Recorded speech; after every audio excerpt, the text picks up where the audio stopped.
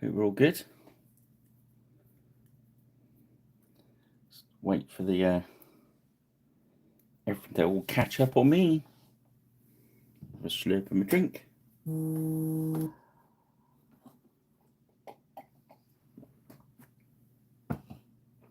There we go.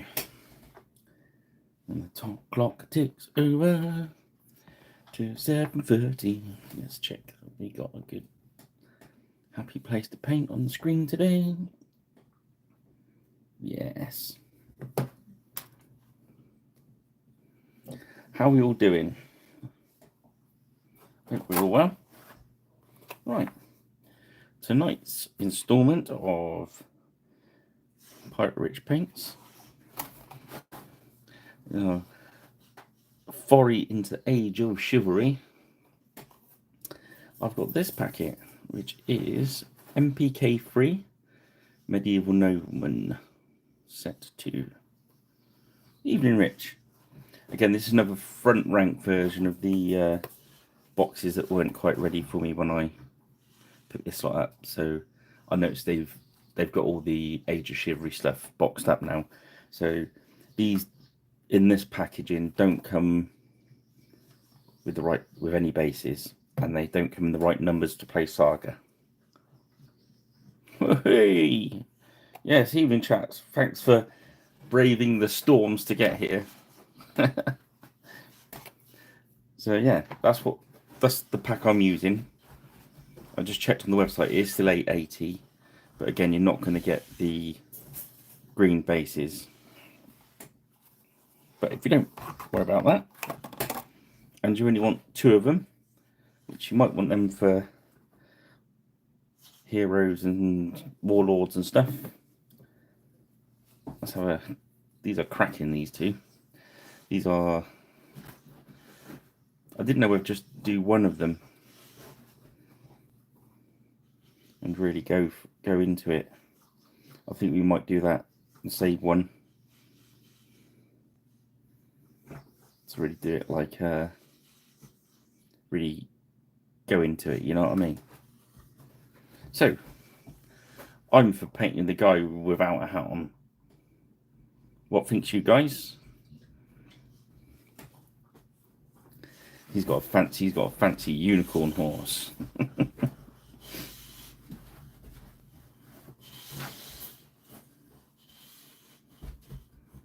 Yeah, we'll go with that for now. Hopefully the dog will settle down in a moment. He's just come down and eaten his dinner, so he's come up all full of energy.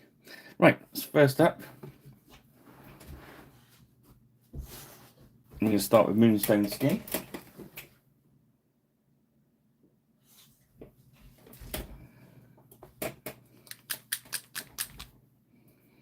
As ever, I've done the undercoat with Vallejo airbrush, black with a grey Xenophil, and the base is my usual pumice. Painted it earlier because I had a moment, using my usual medium, and away we go. Bit of medium on the brush. Let's do this base on the flesh.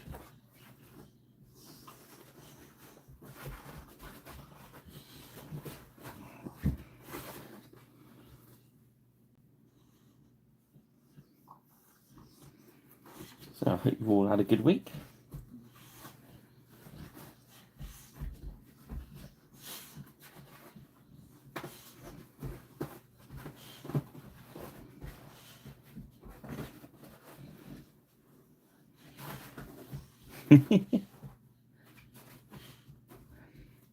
Yes. Luckily, we leave our politicals hanging by the door for this at Pirate Island. How are we doing? I don't know what the dog's doing. I'm gonna have to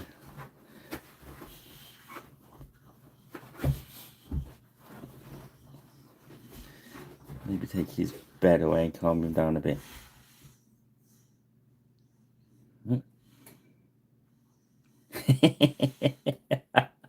No, you're all right, Ben.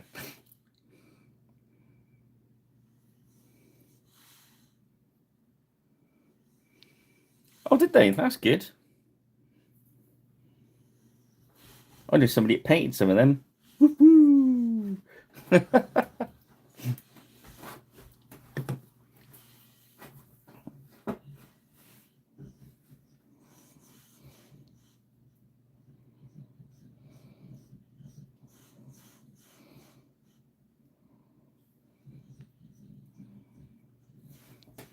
Right, so let's get some of the. Well, I'm going to concentrate on this one first. See how we do on time. If we got lots of time, I'll do the other one. If not, we'll just focus on this one and make him fancy, because he's kind of these two sort of demand a bit of extra work, I think. Is the if you weren't here at the start, where were you? But no, here we go. This is the packet I've got tonight. It's MP K3 medieval nobleman set, 2 mounted figures. Again, as I said, there's the front rank packaging, so it doesn't come with the saga bases, but I believe you can max. And I'm picturing these as War of the Roses again, to go with the other War of the Roses stuff I painted. So I'm gonna go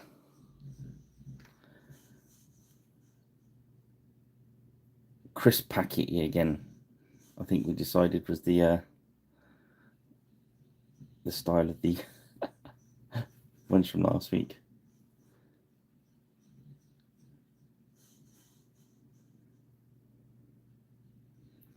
So I said I'll just put a bit of medium into the. This is the not chainmail. What's it called? Gunmetal.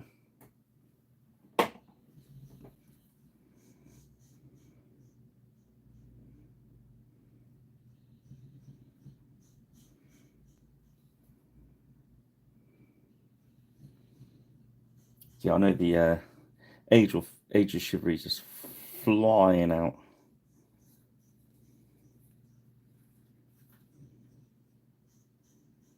Which is good.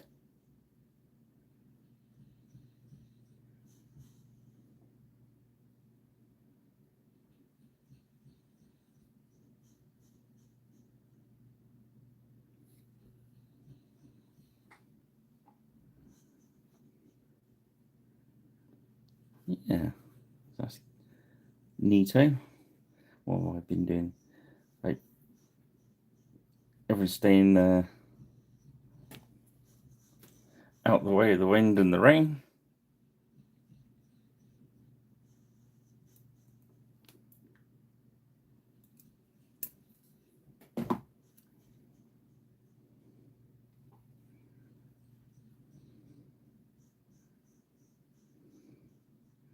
So I'm using. I've not started a new brush yet, so I'm not really worried about losing. The point on this was starting to go anyway, so what I'll do is I'll get this metal down, then I'll start a new brush.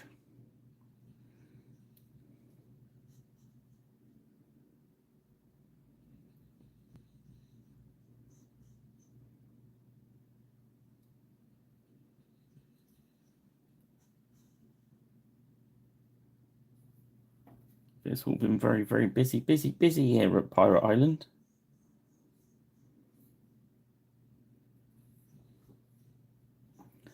Just keeping us out of mischief, I suppose.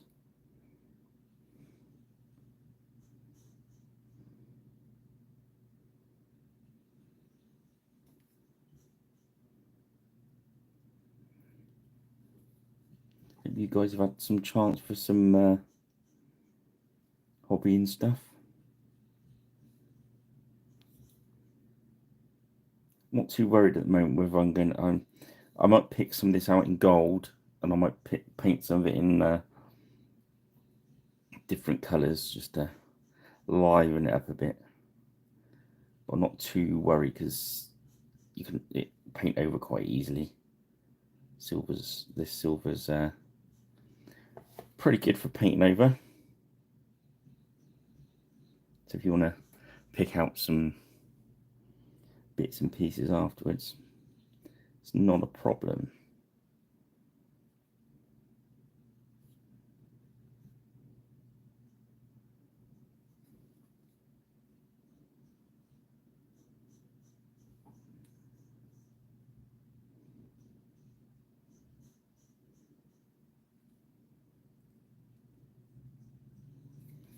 Yeah.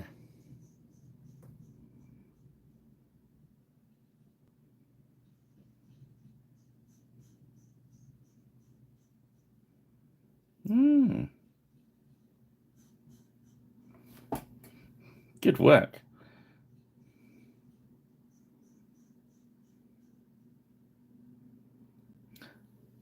Yeah, it's the easiest way to do it when you're teaching someone, isn't it? Ben is actually just stand there and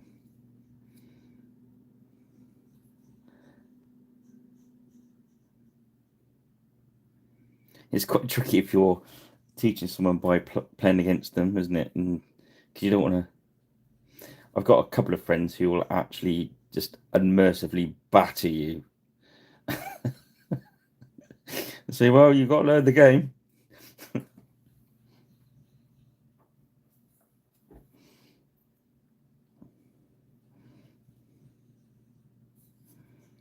We've all got friends like that, haven't we? That just as you do something stupid and they're just going to crush you, they go, yeah, see what you should have done there. Yes, absolutely.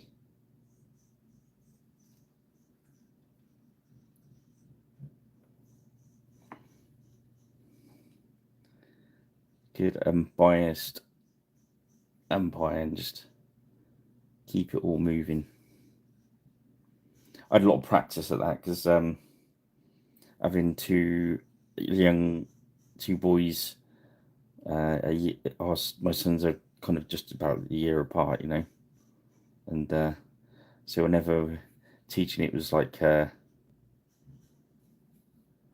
stopping the little one getting wound up by the big one, and blah blah blah blah blah. And once you can do it with siblings, you pretty much it's good training for anyone else, really.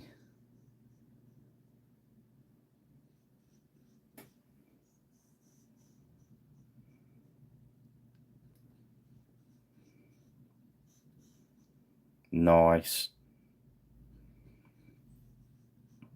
Is that paint pots? Swatching pots? Are we reading you loud and clear there, Kubla?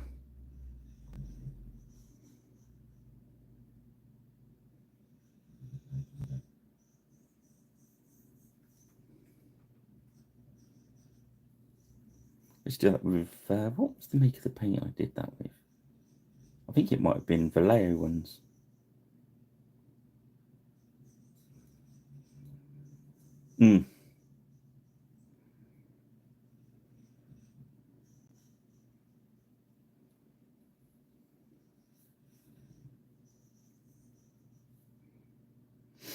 The AK Interactive ones have got a nice dot on top, and I remember doing some of those as well. And in-star paints. Love in-star paints.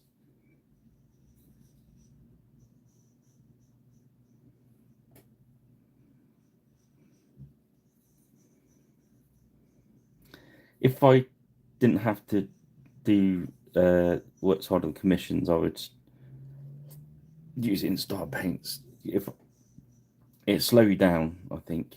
Well, I suppose it does a bit, but I don't think that's fair to blame on the paints. But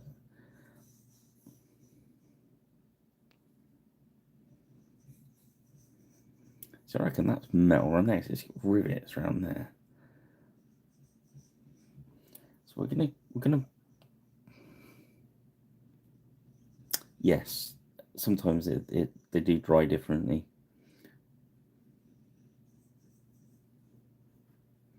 and depend on the thickness and depend on what you underpaint under. I think the paint style I tend, if I had to categorize what I was doing, mostly is I suppose underpaint, I suppose under shading, because I do use when I'm layering up, I use very, very thin paints, almost like a glaze.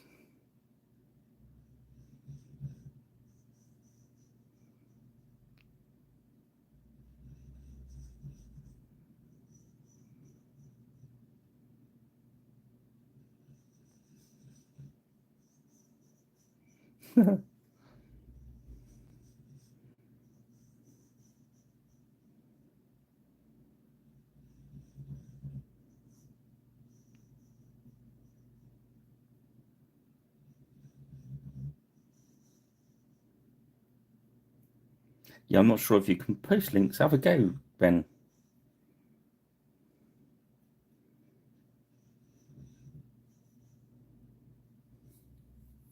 Have a go. So I'm doing that for my base metal. All right. Oh well. So obviously to stop you doing horribly, horribly bad stuff.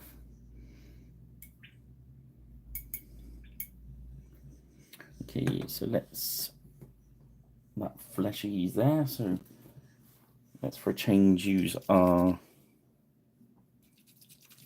yeah, I should imagine you could get some pretty dodgy links posted by, well, people could just jump into your chat room, couldn't they, and just dump loads of horrible links and disappear into the night, I suppose.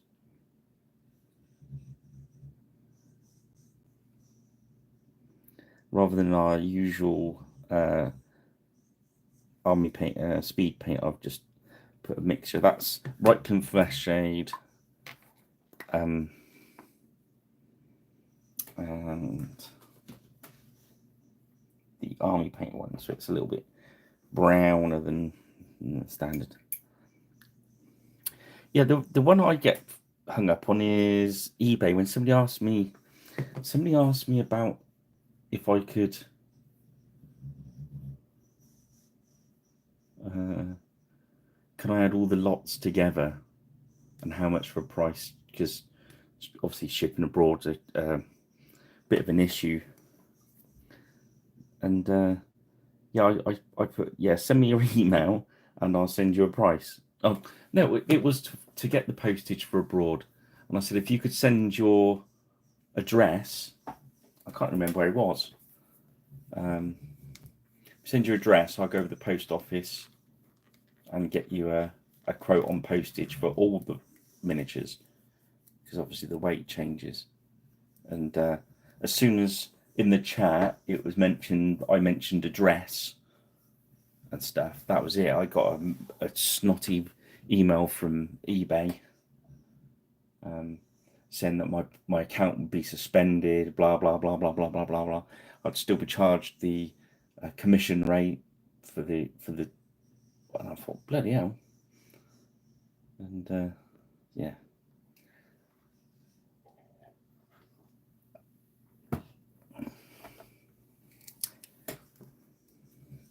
Okay.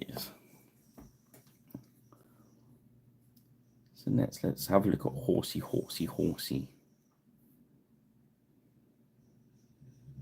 I'm gonna do him with some browns. So let's start with a nice oak brown.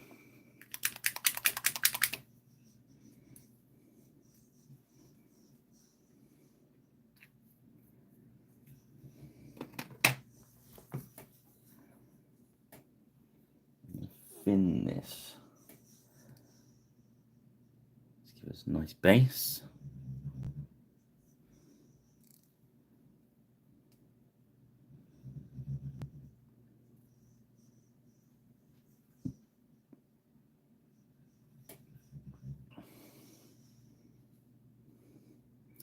We've got what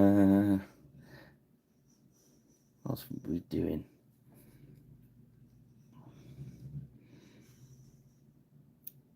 Yeah, got an interesting commission coming up. That'll be good.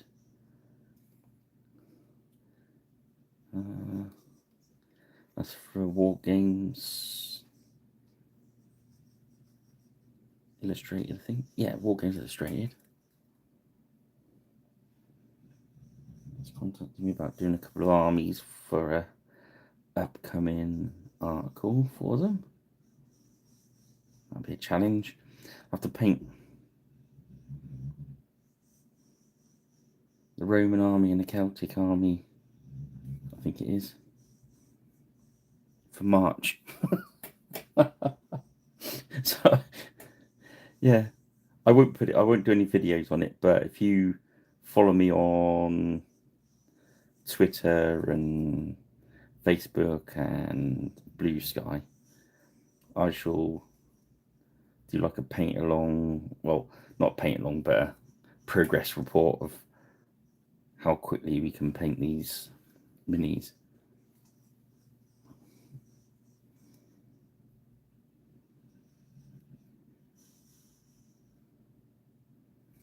So this oak brown, just thinning it through. Just want a nice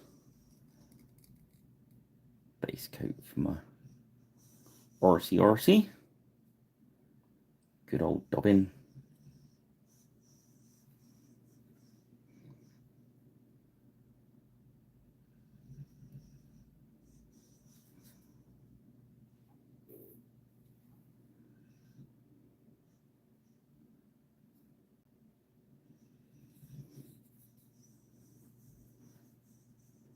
That's good. So keep me out of mischief, I suppose.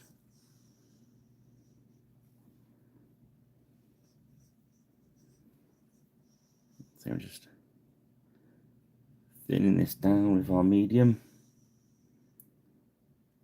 If you're watching and you've not seen the medium that I use, there's a quick video on the channel of how I make it. It's very similar to like a Lamy medium or the speed, not speed paint, the war paints.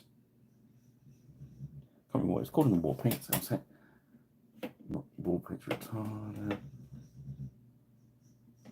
Wash medium, I think it is.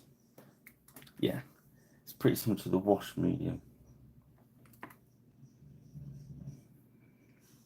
But yeah, that's like £2 or £3 a tub, whereas the one I buy is like £7, I think, for the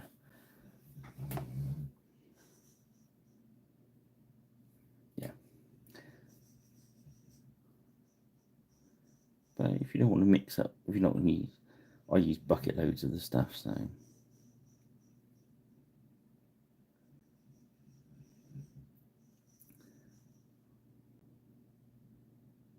I think once you start mixing it up yourself, you tend to use more. Do you use more now, Rich? No, you know it's not costing you an arm and a leg.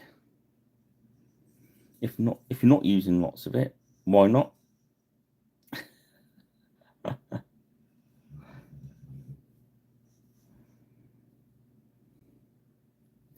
Although somebody did say they were going to make another video about how to, I don't know how to make it, didn't I?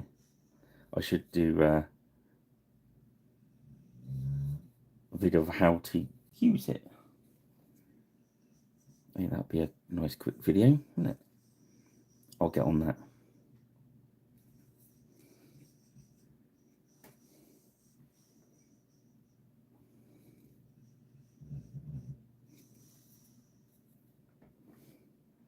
So was I drifting out of shot then? I tried to get the camera in a bit more of a comfy angle today. I think I did. I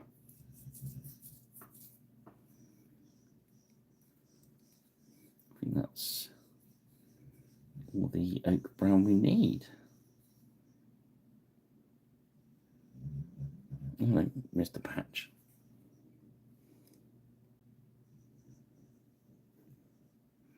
always worth having a quick whiz around the miniature.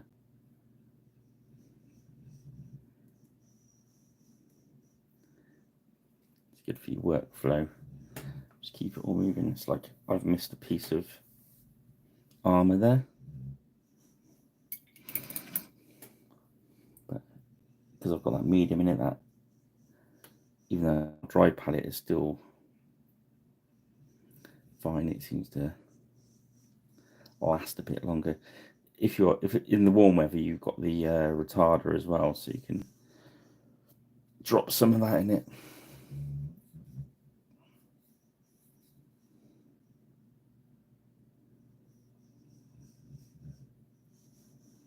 There we go. Just a little bit more on that chainmail there.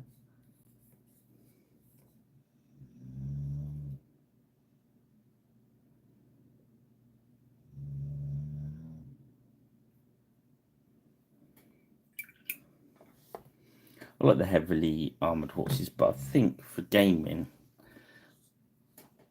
I prefer the slightly less barded ones. I think you'll get away with using them in more factions, I think. Don't quote me on that. That's not coming from any point of knowledge, really. That was just a personal kind of, you know what I mean.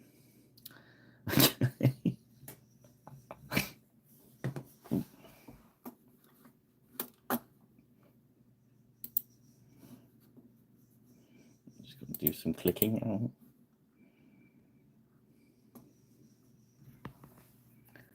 So now we shall.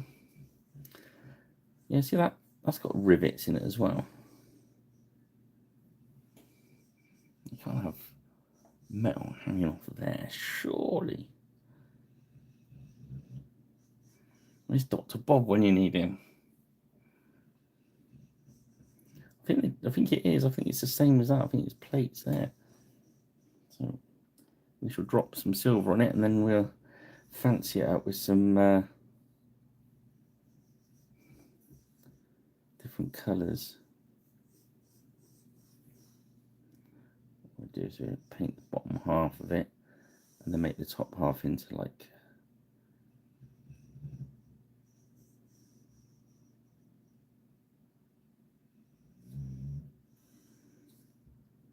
I don't know, maybe that's riveted onto the chain now. I don't. Help! Rich! Ben!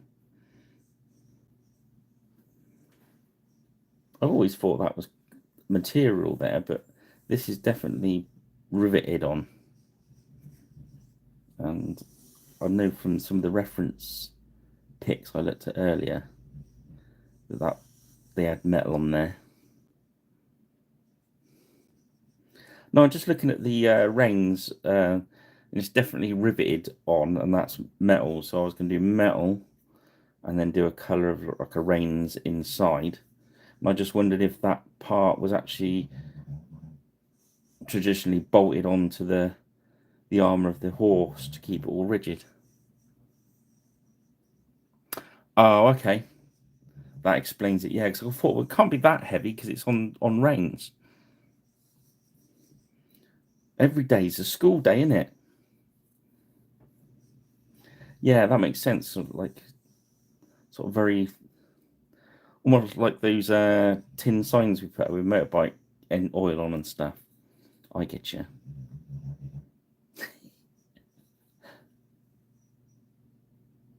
I have to say out to Dr. Bob, he would be very impressed with my knowledge. Yeah, it's just like a just like a BSA Bantam son I used to have. I'm going to do them all in the gunmetal, and then I'm going to pick some of it out in gold in a bit.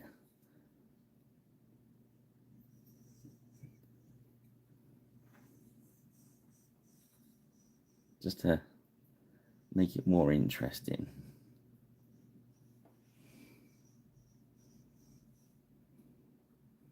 Yeah.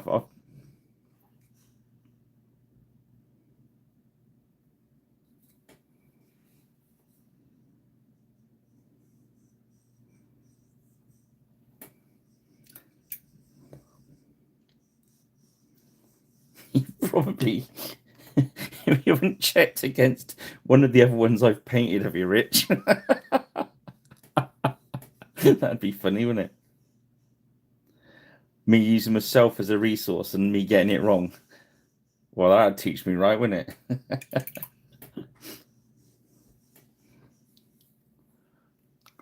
Okay, so I'm going to go for...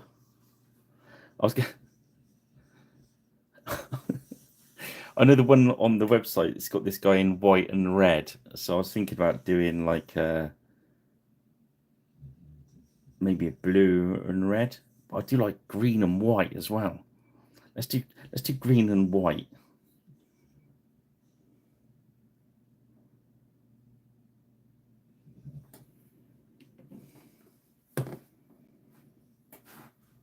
Angel grey.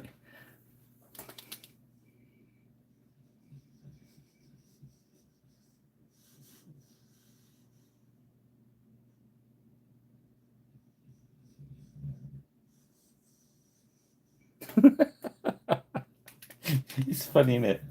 I do come across it quite often. It's like if somebody's going to commission, I'll hit into Google. Such and such, and something you've painted before comes up, and you use yourself as a color guide. Right. So I'm going to start with angel green. We're going to go for green. I'm going to keep the. There was like on the website. I think there's a guy with white. Obviously, it's some proper heraldry. So we're going to go for green. So I'm going to really wart this green out. Sorry, with the lac. Oh, put my teeth back in. You have to excuse my mind wandering a bit today. I was woken up by the storm at about 3:30 this morning, and they sometimes give me a massive headache. And of course, I've had the headache all day, and it went off about 5:30. It went off, and then I felt really, really tired. And I thought, and my missus said, "Don't do a painting tonight." And I'm going, "I'm painting tonight."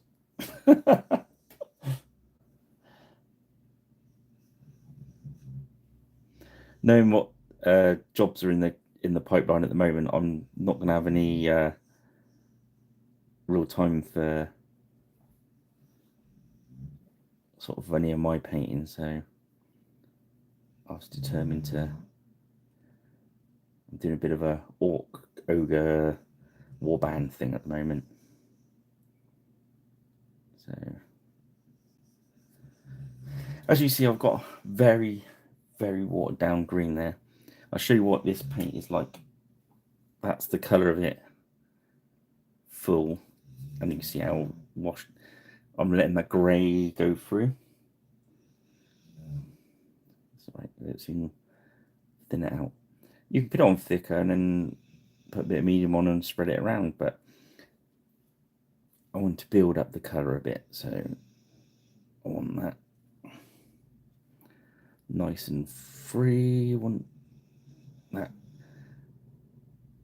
the zenithal highlight to guide me where my next greens are going, if you know what I mean. So this is really, this dark green I'm putting on now, really the only place this is going to be left is in right at the bottom of our valleys. Those joining first time or forgotten, we're doing peaks and valleys. When I talk about washes and stuff, obviously that's a peak, that's a valley. Oh yeah, all the time, Ben. It's bad, isn't it? Or the other weird one I've come across is I've come across a miniature that I swear I've painted because somebody's obviously copied the colours, and then I looked, I'm thinking, well, that's not the base I put on it, and somebody's like stroke for stroke copied it, which is cool. I copy people's paint jobs as well. It's not a, I go to the site. A lot of these on Friday nights I go on, and Darren Linnington paint jobs on the Beast website. And the whole point of me doing this is to let you guys see how to do that sort of paint job without putting all the effort in. That's what I intend. My intentions are. So, but yeah, it's quite strange.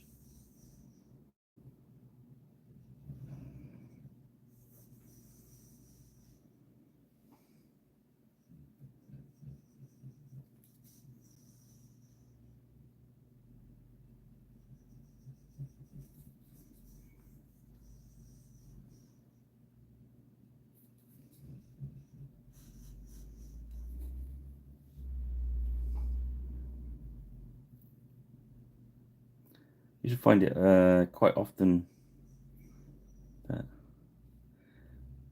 back in the dark, distant days of when the interweb was kind of tinier. But as it's expanded, I think more and more people put stuff on there, so it kind of evens itself out, doesn't it?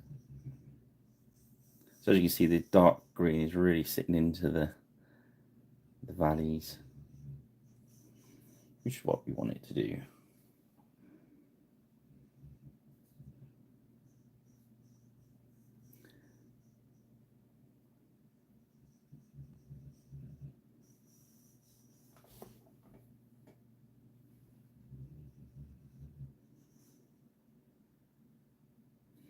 The other one I get is I'll go through the shelves and think, what's in this box? And I'll open it up and there's an army sat in there and I've forgotten I've painted it. And you're thinking, how have I forgotten I've painted an army? You know what I mean? Got a bit of green into his chainmail and get that out. If it dries in there. So this layer, I'm not looking to get a full layer of green on there. I'm just looking to, so it's like this, so I can still see the light grey through. And that's going to guide me where I'm going to put my next colour, you know? So next we want is this saddle. I'm going to do it.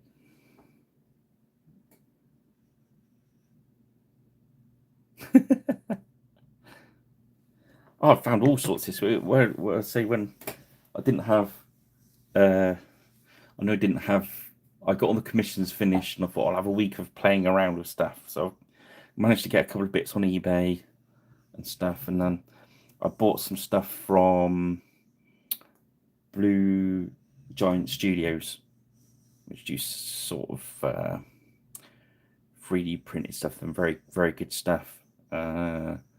And I bought some Mind Flare and the Fighting Fantasy stuff from them. But also bought.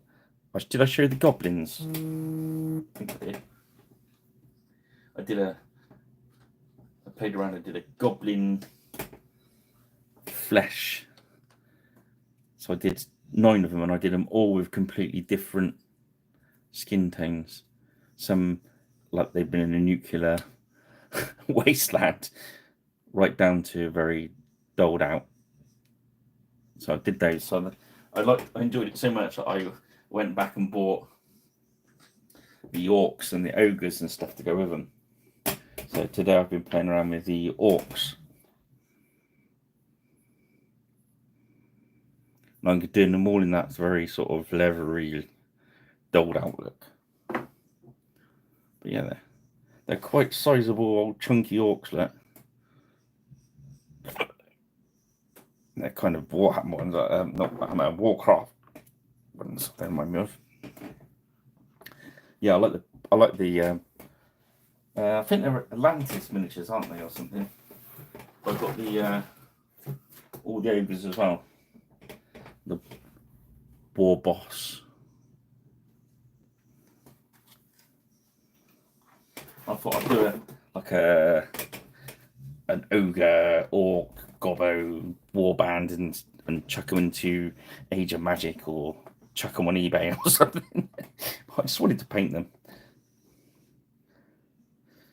So yeah, that was good fun. Okay, so we're going to start with the straps and stuff, and we're going to do that in red. So we're starting with Oh no, we won't. We're going to start with Basilisk Red.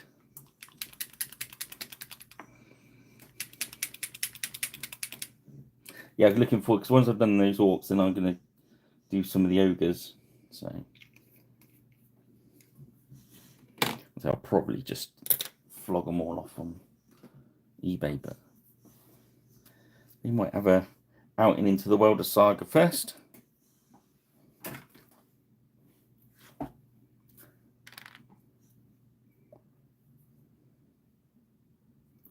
I think they were on sale, because he's stopping doing those ones because he's doing other stuff.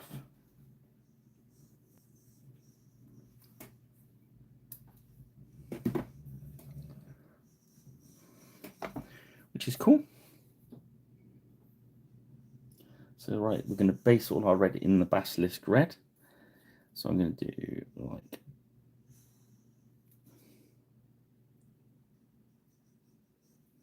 back of those.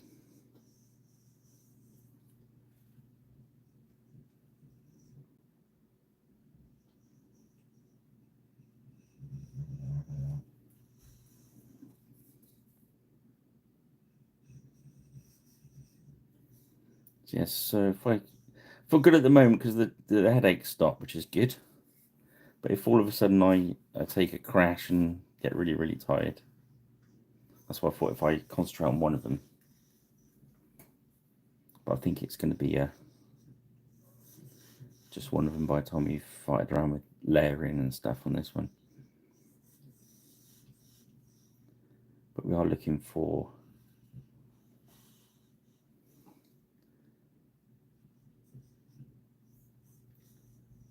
quality paint rather than a quantity one.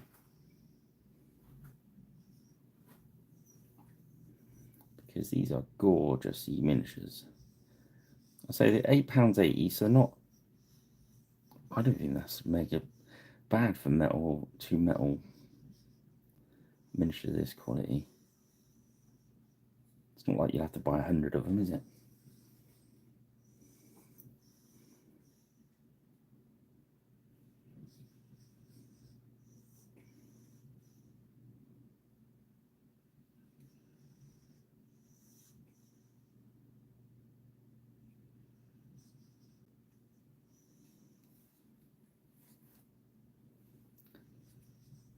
Yeah, just yeah. I mean, they are struggling to keep them down. In fairness to them, because the cost of metal is just going up and up and up and up.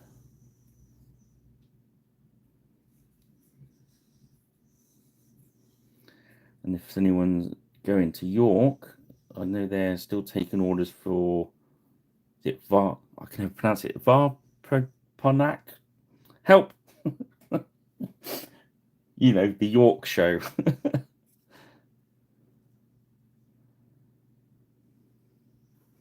I've missed the horse's eye being brown, so I've done the other one. Let's drop a bit of brown in there. That's the beauty of having a wet palette. Especially if you've mixed a colour. Yeah, if you're going to that show in York, in fairness, you can avoid the postage price as well. And I don't do a minimum order. So if you just need them, they just take less stock, see, to the shows. So if you want this packet, you could probably just order this packet and they'll take it for you. Because they're good like that.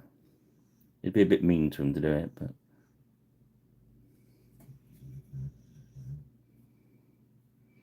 yeah, I can never say it. Varp Nartak. Can somebody break it down phonetically for me in the chat room?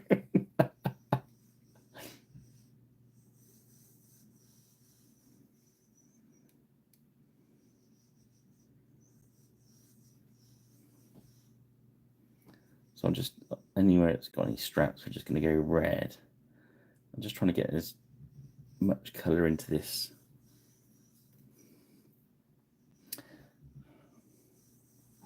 I know they're doing another big demo game of Jugular.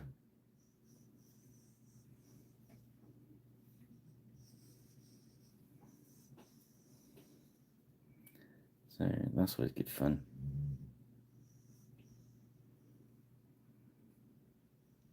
Vap Nartak. Is that right? Vap Nartak or Vap Vap Voop Vap Voop Vip Vap Vip. It sounds like I'm having a fit, doesn't it?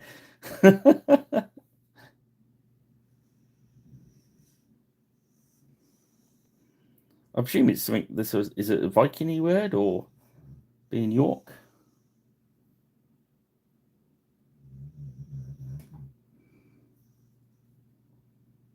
Ah,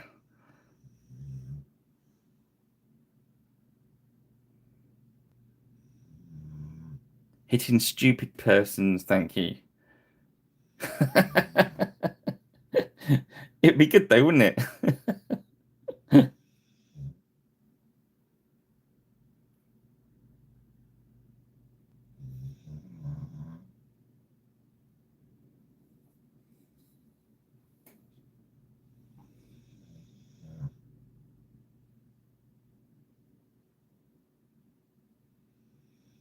So we're going green with red reins and Bardeen. I think that under blanket should be red as well.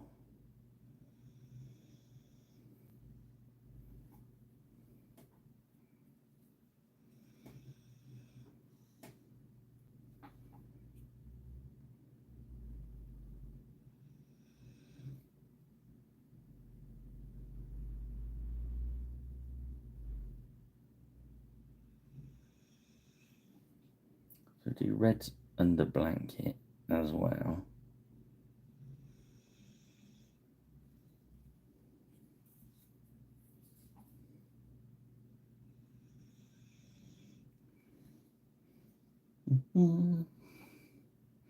Yeah, I did consider going up there, but it's like 4 hours for me to get there. So by the time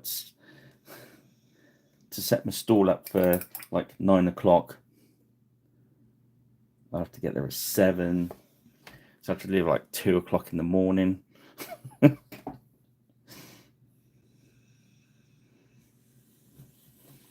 I mean, the ones that oh, what's it called? Hammerhead, wasn't it? Was the last one I was up there. That was I left at 4.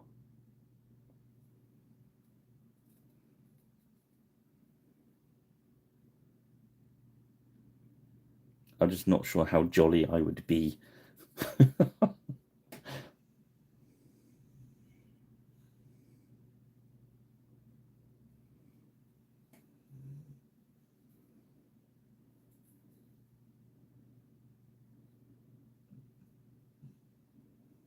Let's see if there's any other red strap we can add. We could do the strap on the back of his legs in red as well, couldn't we?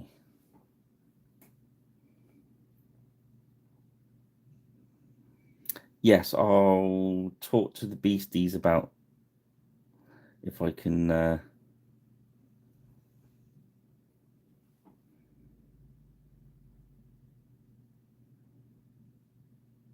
on the front of their stall again, because that was quite good fun. I think it looked quite cool as well, having all their painted miniatures in front of their stall.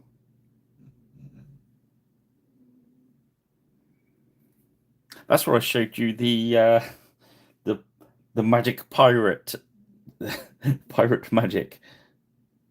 Who that sounds really bad saying like that, doesn't it?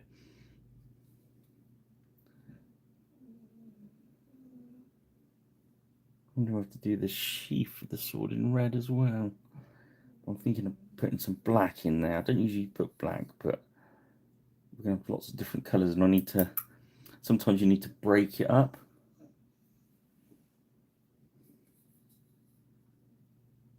I was thinking about doing his saddle in black, but maybe a really dark blue. Right, let's put some black wash over the metal while I'm considering colours.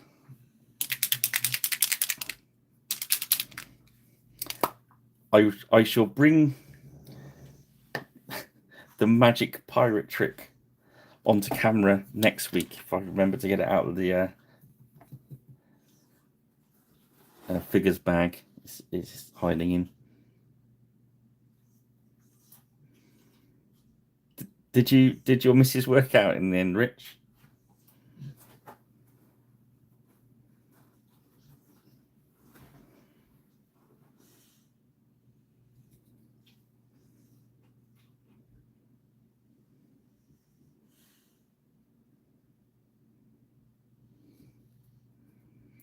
Ahoy! How's it going, Landschneck? Ahoy, Arizona. I bet it's a bit warmer there than it is there here at the moment. Woo! We've got like drizzly rain after having been hit by a storm. Airwind. Airwind?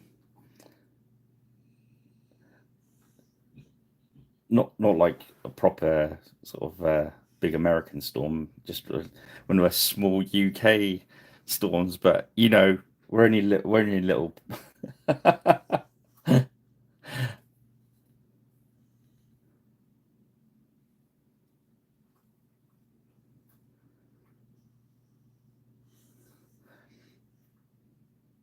19 degrees. Okay.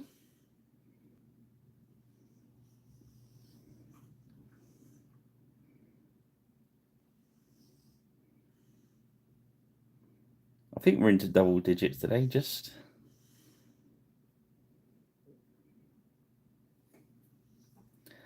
Yarg.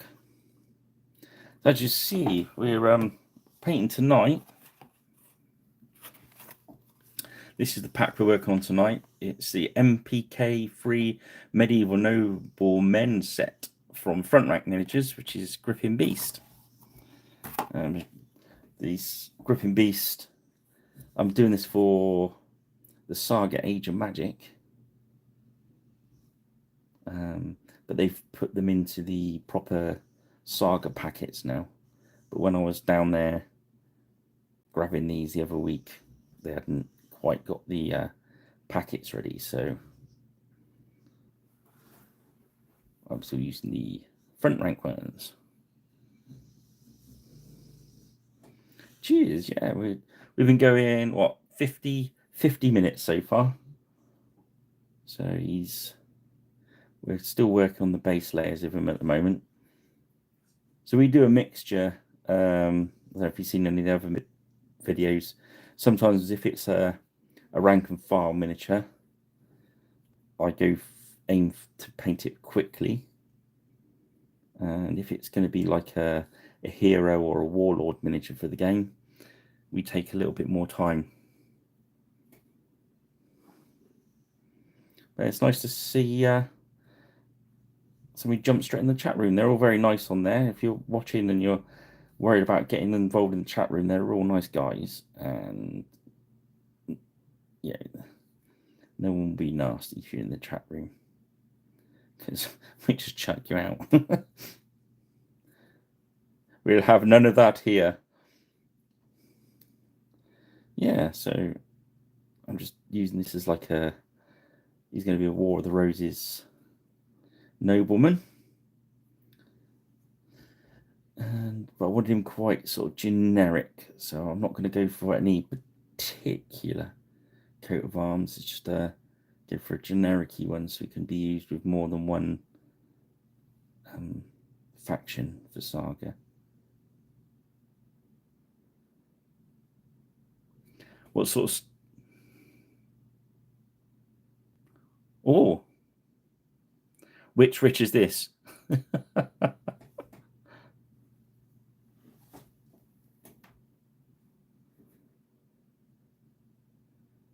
Ah.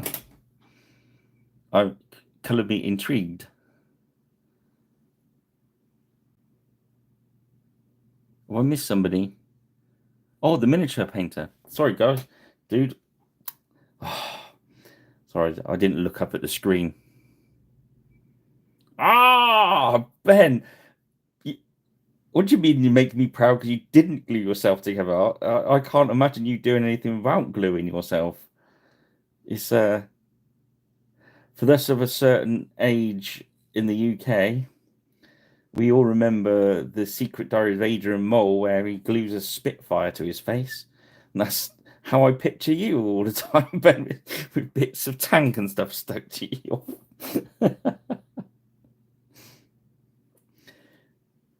If you haven't seen it, you YouTube it. I'm sure the because they did the book thing on telly, didn't they? And he decides he's going to have a go at glue sniffing. Typical. He glues a Spitfire to his face. Nice. So yeah, we've got the aged metal. Aged metal? Gunmetal, sorry. We've let it dry. And then we're hitting it over with it's a cross between Nuln Oil and I beef it up a bit with a bit of black ink. So that's going to go very dull, and then we'll pick the bits we want shiny.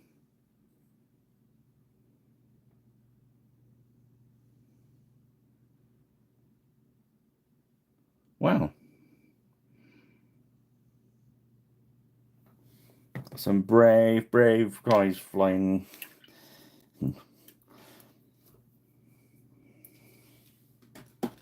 Yeah. My granddad was a lot to do with Wellington bombers, Wellingtons, and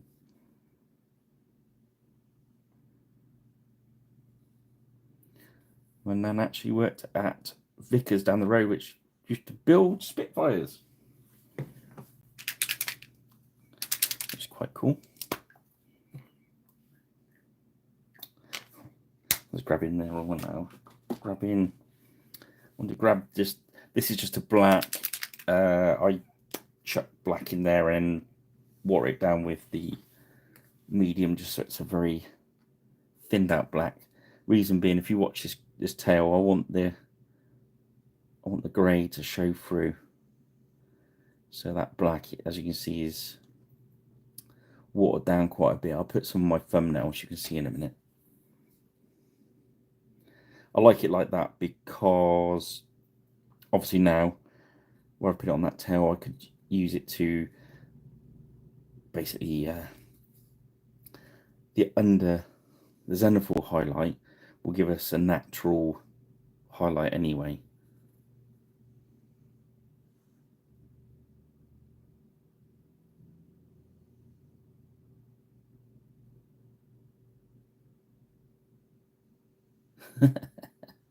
Oh yeah.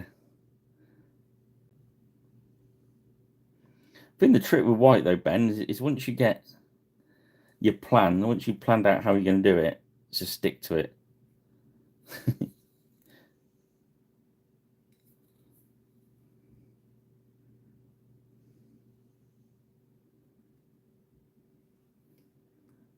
Just do his hoofies. We've got to come back around with some brown yet, so I'm not too worried about how high the black's going to go up his leg. This is a bit you can decide whether to give him socks or not. I'm not particularly too worried about that because there's going to be lots of colour going on. I'm just going to drop some black onto the eyes of the horse because we've done the brown in there already. Should have really used the better brush for this. This one's like a bit knackered. There we go.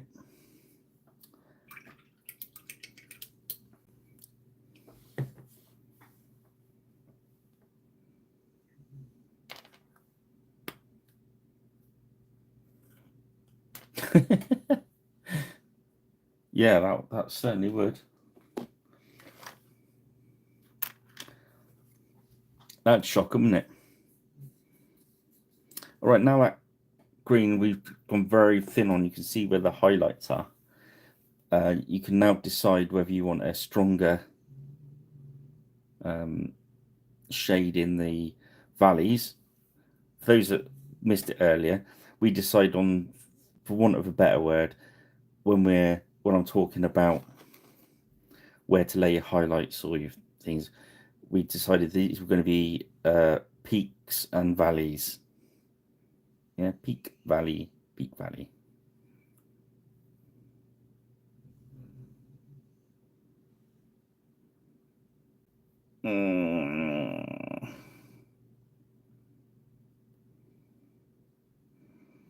Oh, those little big man studio transfers, they're pretty damn good. I'd much rather use them than the water slide ones.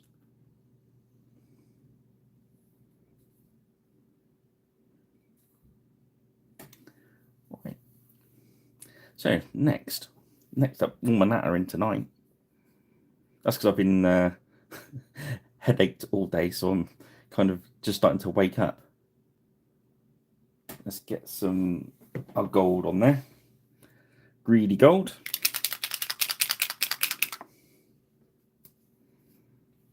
Yeah, they're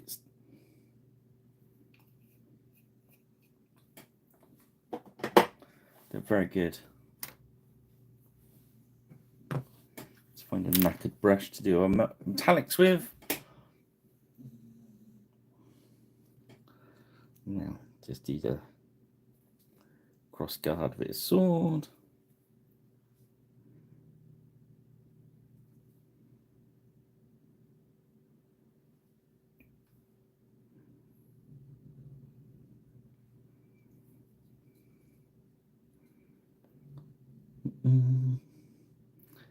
Where else do we want a little bit of gold at the moment? Just on there, just picking out little bits at the moment. So we can always come back in and eyeball it and decide we're going to have a little bit more flash.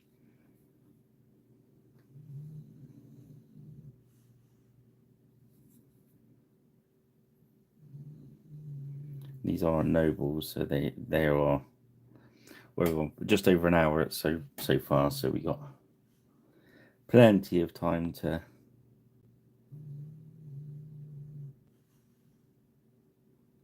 start picking out the fancy pantsiness of it. You'll find it's like earlier when I put that gunmetal down, that it makes a really good base to paint on. You can pretty much, these Fanatic paints cover pretty much everything, so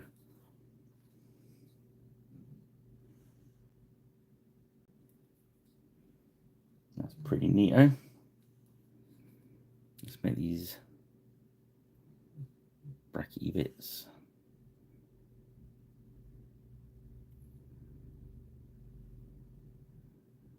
Got a little bit of front rank miniatures.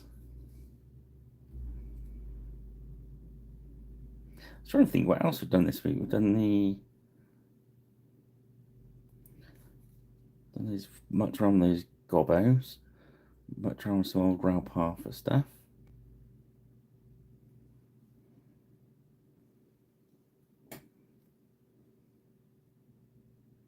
Discovered a Growlpartha game I didn't know existed. Is it Crucible?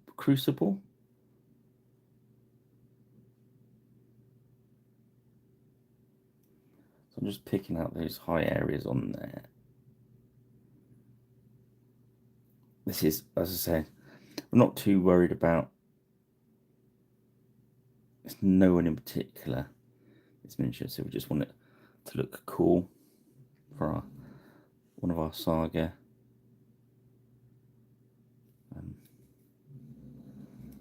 Warbands.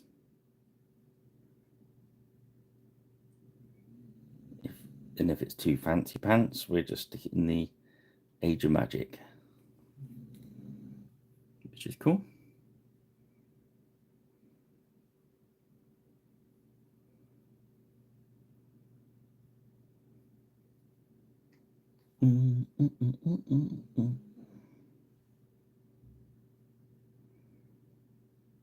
Just run it across the top there.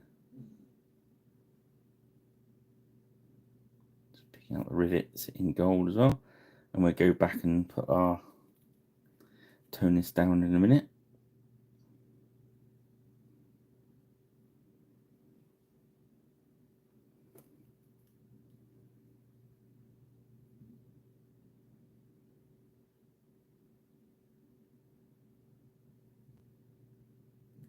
Yeah, somebody give me an old box of Levitt. I give them old boxes of miniatures all the time. I love it. And they're digging around and finding what's in there and putting it back together and getting it back on the table somewhere or down a dungeon or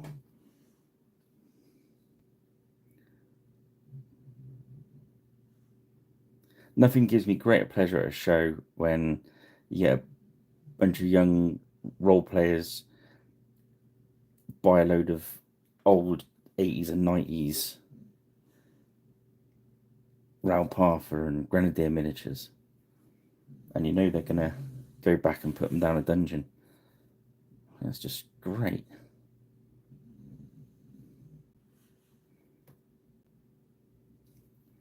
If you give them a little nudge into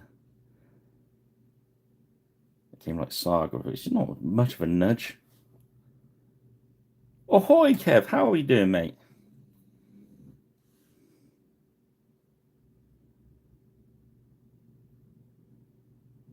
Let's go around and picking out some of these rivets just to make it look all fancy like.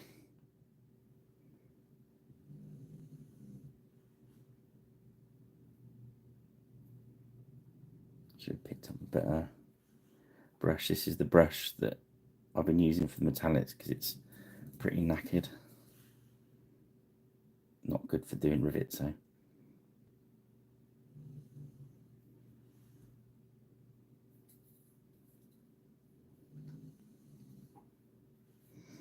But never mind. As long as don't make too much of a mess, it's pretty easy to sort out.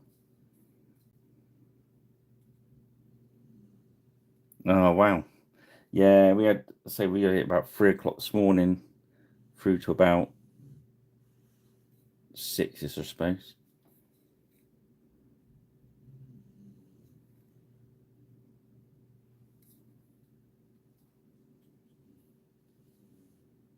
Pick up some of this edging on the top of his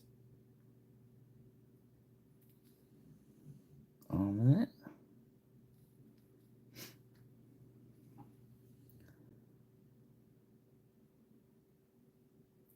I'm just not going to do it all, I'm just going to pick out the little bits of it.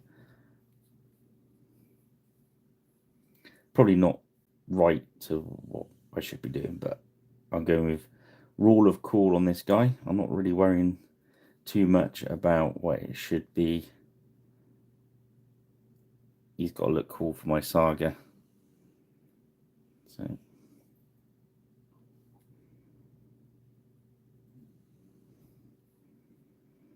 all this gold gilding would be more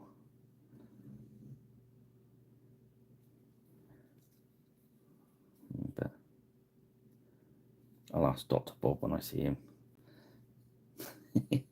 But yeah, go with what your heart feels on your miniatures.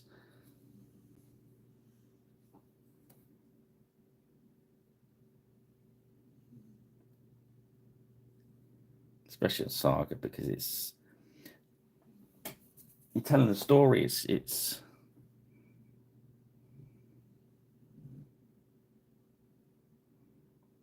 wow, that's quite a commitment. Good work. They're good though. So I did some videos painting, and we painted a 4-point starter over like 4 weeks and stuff. But yeah, they're pretty cool boxes there. Have you played any yet, Landesschneck? Oh, sorry, Kev. Tonight I'm painting this packet, MPK 3 Medieval Nobleman. these are the front rank packaging, but they also do this in the saga packaging now. And I don't think they're packaging. It's basically these two miniatures, but we decided to concentrate on one and do another one for another video. So this is just obviously one of them. They don't come with the bases in the front rank pack, but they do in the saga pack, as they do. So he's a random nobleman. He's quite a fancy nobleman because he's got a lot of unnecessary adornments on his horse because I want to.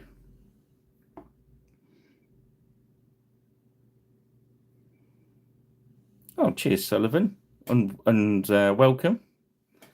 Yeah, we're about an hour and 10 minutes.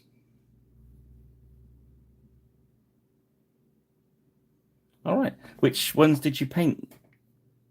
It's me being all nosy. Look, because they all play very, very differently. Did you have many games or?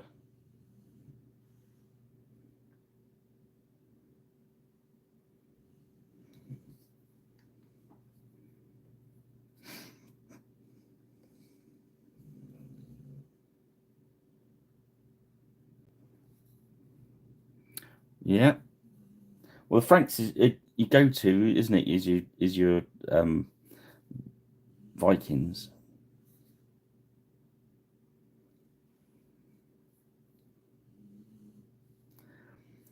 So my favourite of the kind of age of Vikings, I do like the Anglo-Danes.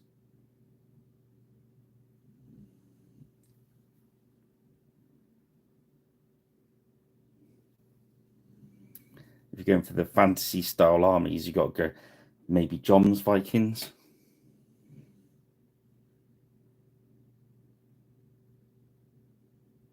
Very heavy metal, aren't they?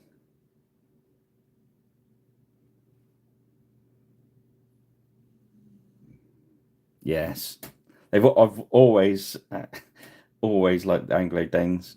Even like 15 mil armies, I had the Anglo-Danes.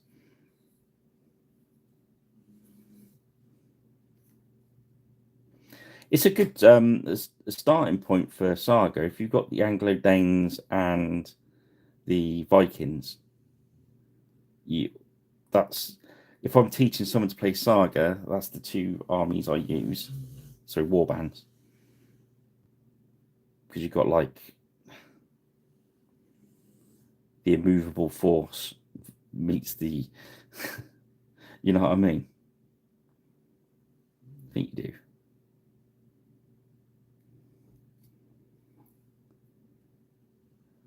The Danes, you got to be patient and kind of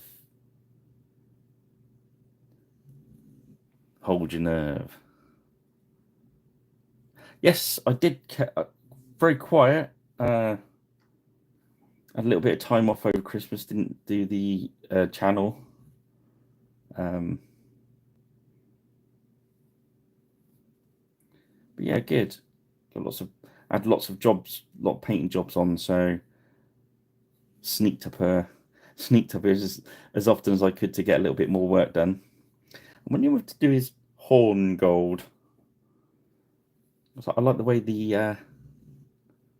it's settled in there, but it just wants to be gold, I think.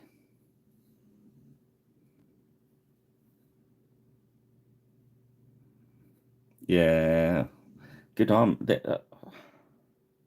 I've not played one yet that I not really liked.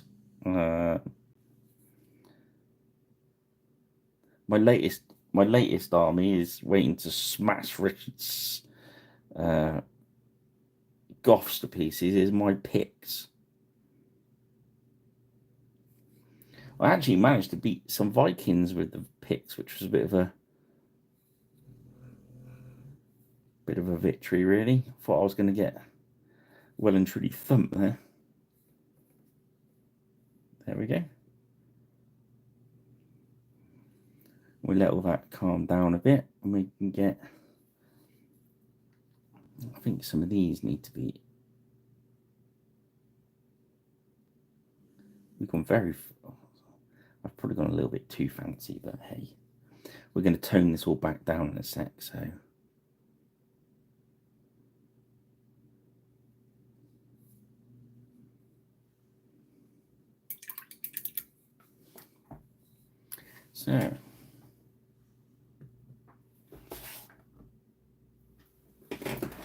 yes, Kings of War Stoker was very good. No, I am. What was I going to say? Oh, yeah. Other things I painted this week. Just stepping away from that one. I'd done some old world orc bosses. They're very glowy under that light, but yeah, you can see I've done all the chipping on the metal.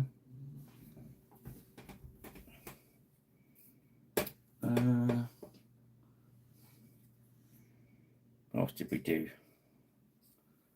And we did this chap, was the Ralpartha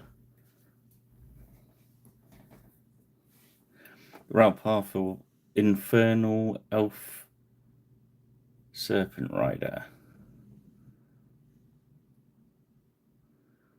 Sorry, it's glowing up underneath the light. I didn't realise that set of rules existed for the...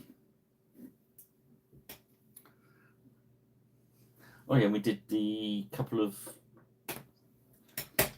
old Ralpartha D&D ones, and the old Barbarian, and a D&D style Langschneck's Gladiator Renaissance Axeman. I think the sculptor got a bit carried away on that one. So I thought I'd show you some.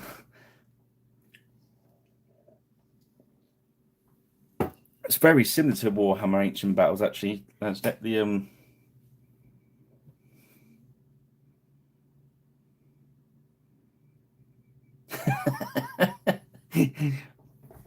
Oh, Rich, you're not going to smash my picks to pieces, are you? Oh, that's terrible. What a terrible thing to say.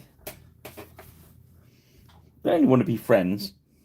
Okay, let's start building up the green now, because that's just got the base green on it at the moment. But as you see, because we used the very thin thing, it's actually given us some nice highlights. So next, we're going up to the next level. So we started with Angel Green, which is the darkest in that triad. We're going for Guardian Green now.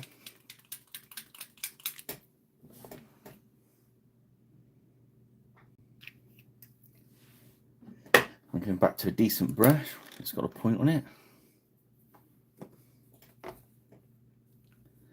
Bit of medium on the brush. Thin that paint out. It's on the wet palette. I'm not the palette on camera today. So now I'm going to paint down the top of the peaks,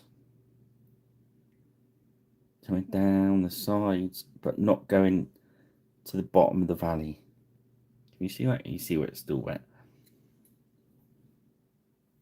And the thinner we can get that paint,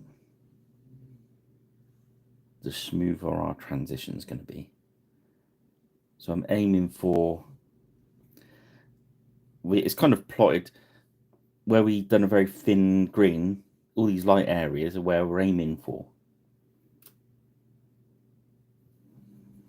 And it's left us all the dark green at the bottom of these valleys, which is really all we're going to have left of that original green we put on.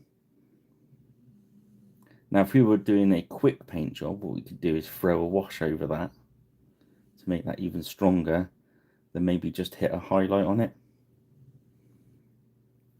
But we're going for some nice smooth transitions on this one, so I'm going to...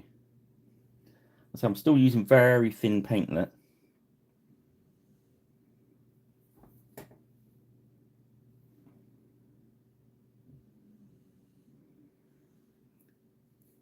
It's almost, it's close to a glaze than anything else.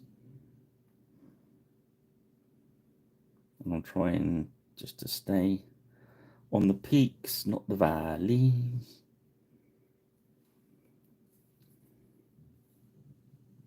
Keep that medium going into our paint.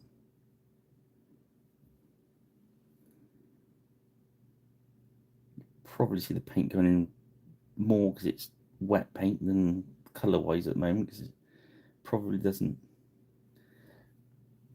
register changing colour much at the moment.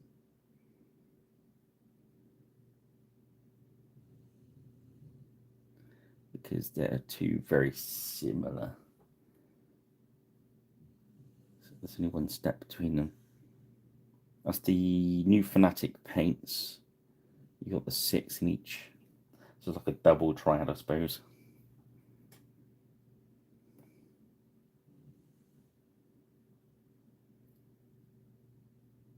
So if you use them in lines where there's not a masses of difference, so when you come across them, you'll work them up. So if you look at his shoulder there, you can see a lot of greys still through. That's going to be our light area. So we're going to want to work on the high parts, leaving the valleys with the darker green. You see how that dark green's set in those little dints there. Look.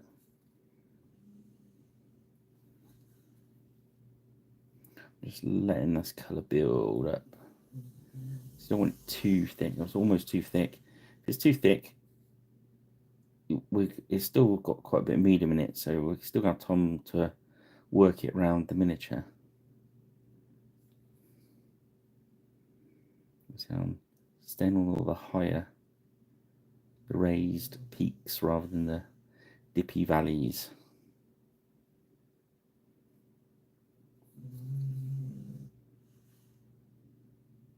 Okay. So it's still thin enough that these higher grey areas are still shown. Yeah, cheers, Kev. Thanks for dropping in, mate. As you see, that green that I'm using, very thin. That's because of the medium. Okay, so we'll leave that to dry for a second. We'll go back to his face, which has just had the monstrous moonstone skin on it and a wash at the moment. I'm going to go back in with the moonstone skin. So I'm going back with the original colour. Again, I'm thinning it up a little bit. And we're going across his eyebrows, across his forehead, down his nose, top of his cheekbones, edge of his jawline, his chin. It won't look a lot different. I'm just covering up any, lightening up any bits that have been hit by the wash, really. But it's, yeah, eyebrows, nose, cheeks, chin. That's all we need to do that. Edelweiss. Love that. My most favourite song, Edelweiss. My grandpa used to sing it to her. Okay. Right, back at the ranch. We are going for our red steps. So we started our red with a base of basilisk red. And we're just going to jump up with Wyvern Fury, which is the next in the cool reds.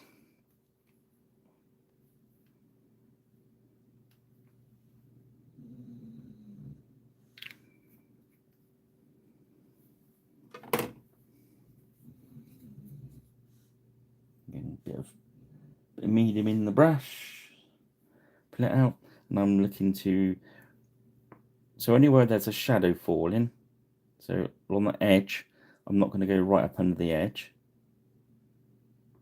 and I'm not going to go right behind his leg. I'm just going to leave that.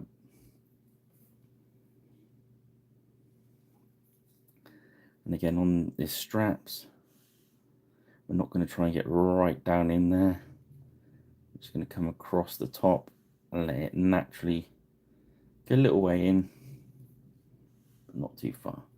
On these thinner straps, we're going to aim for the top edge. When it comes to under his chin, I think there's a second strap under there. Let's get some of the original purple on there. There we go. Looks like they sculpted one that side, but not the other.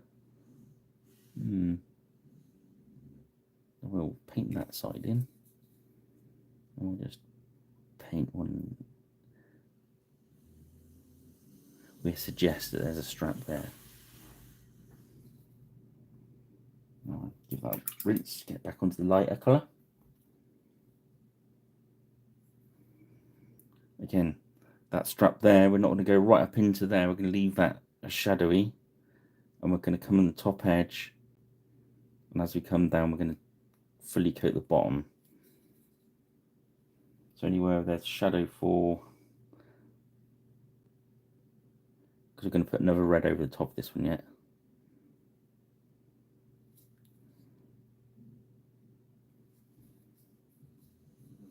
So we're looking for anywhere where the light will not shine, but it will give us a lighter colour, because our vision will pick up that lighter colour. So that's what we're doing. Again, underneath there, we don't go right up underneath the saddle, we don't go right behind the leg, we just, then that big strap there again, we don't go right underneath, because we won't put any of the brighter reds under there. It's underneath the horse, so it's in the shadow, but we want some contrast on it, so we're just gonna hit a little bit in there. Okay, so we're happy with that. So now that green's had a bit of a chance to save, we can jump to the next colour, which happens to be green skin.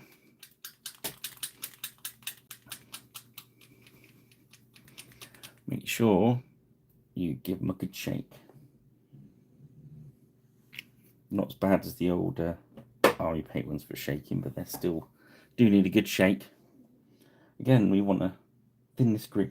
This is a really good colour, but if you use it too strong, it is very overpowering. So we're going to make sure it's thinned out. See, I mean, that's too much. So we're going to go back in with our medium. There we go. You see the difference in the two? So my colour for underneath is going to show out on that one. It won't on that. That will just block it out. This is why we use the medium. Oh yeah. So now we're going to go for the peaks and leave the valleys. So just work across the top there, building our highlights, getting a nice contrast. Lots of it on the top there. You see how thin it is. It's pretty see-through, but we want the other paints just to seep through, if you know what I mean, show through. Dog's interested, snoring his little heart out.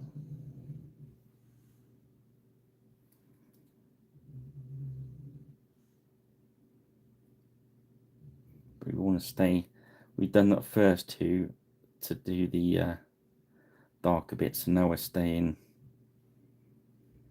out there. We don't want it to look stripy, so we're just going to work a little bit of this green to the top edge of these. They should only be really shadowy and dark right at the bottom.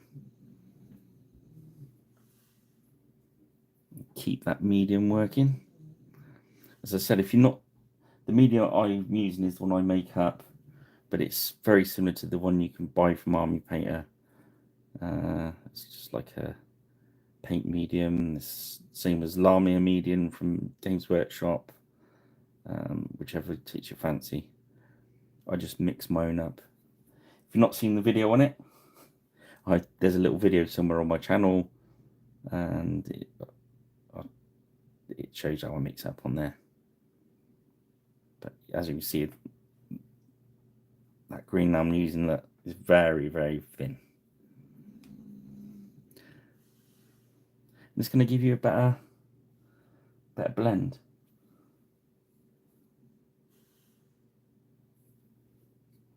Bit too much in there. take some out of the brush, wick it up in the brush and move it around, because there's lots of medium in there. We're able to move the paint around to where we want it. And if it starts getting into those valleys where we've got our nice dark greens, don't panic. So we can just, in a moment, when we've emptied our brush,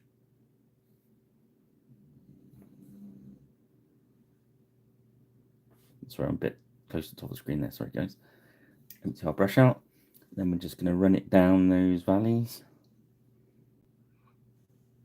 Just wick that away. There we go. So as you see, that green is starting to build up now. We're getting a stronger, more interesting green. So next we're going to go for dragon red. This is how you build up your speed, because we're constantly working. We're not waiting for anything to dry. But using very thin layers of paint, you've got to make sure they're dry, otherwise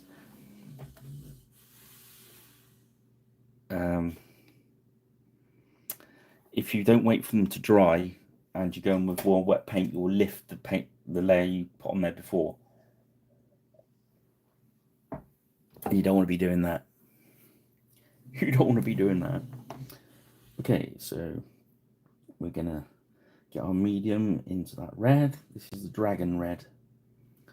So we're gonna go, this is the highest part of our red, so we're gonna go quite strong up there, catching the top edges. I'm leaving the bit in the dint as it is. I'm going to come down that top edge. I'm not going to completely go down the edge. I'm going to leave little breaks in it to show the other colour through, just to make it interesting. Again, as we do this strap, we're going to start at the top, and then I'm just going to go around the edge. I'm just not going to completely cover it. We're not going to go up into the shadowy bit. We're going to stay on the front and that top edge.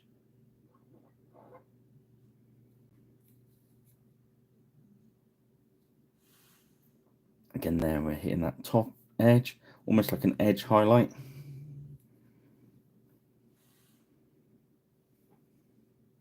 As we come down this top edge, lift our brush up and down, missing little bits out. Less is definitely more. If you're just going to run all the red down there, you might as well not bother to do the undercoats to build up that nice, interesting blend we got.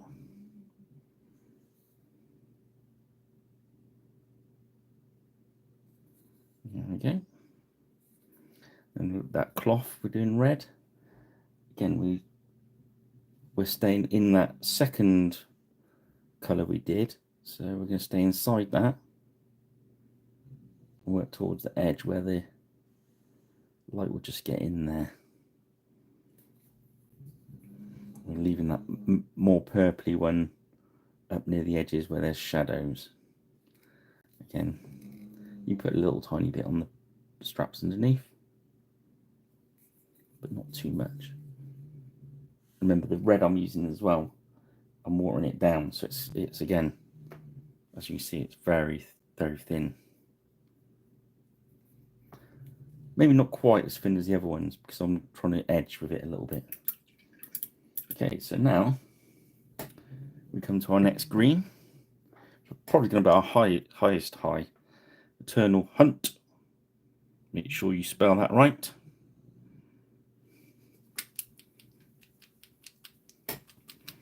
Good shake. So this is, it's not coming out there. What's happened is sometimes when you shake it, the ball bearings that are in there will get stuck in the nozzle. So make sure the ball bearing drops out, because what happens if it doesn't, you squeeze and squeeze and squeeze and the top comes off and you empty the pot of paint. Happens more with the speed paints. I'll say that again just in case we didn't, because I've done it. I think I did it on one of the early videos, and And luckily it's over the top of the dry palette, and I caught it all. So you shake it, and sometimes the ball bearings in it get stuck just behind the neck there, and then you squeeze and squeeze and squeeze, and all you're doing is squeezing the ball bearing. Make sure if it doesn't come out easy, stand it back up, let the ball bearing drop, because otherwise you're going to pop the top off. I know it sounds a bit boring, but hopefully that'll stop. If that stops one person doing it, my job is done. Okay, so next we're going to get some medium. This was Eternal Hunt. Now we're just going to go down the very middle of the highest points, not right to the top. So we want to stay inside where we've done before. See how it's just working now. Look, it's just making it go bing.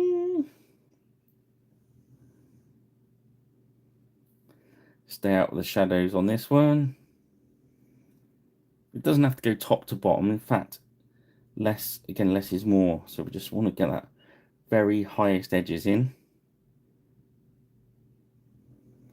As you see, I've gone a long way with one brushful, nearly done that whole side. I'm just going to give it some feathering on the top to give it some texture.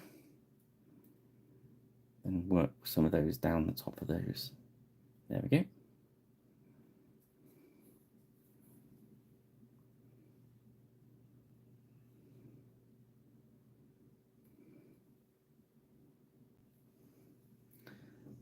Going down middle of these.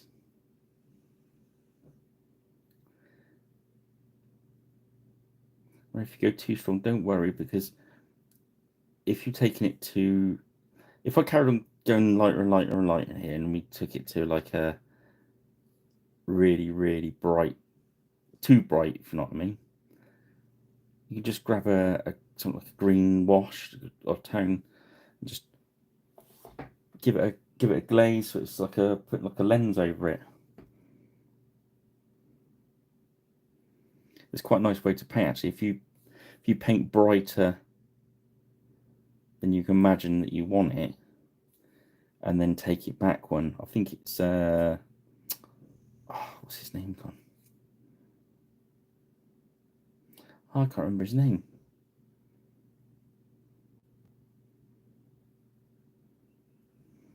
He says paint to 11, then take it back to 10. Oh, what's his name? I love watching this. He's so American. It's cool.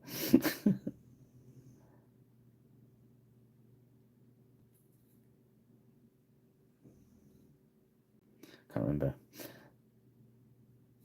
Okay, so that's our green to where we want it.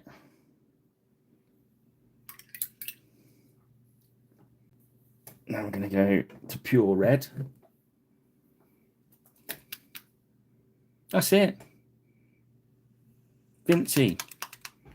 Oh, yeah. It's not Paintalong Images, it is oh, I've got his name. I've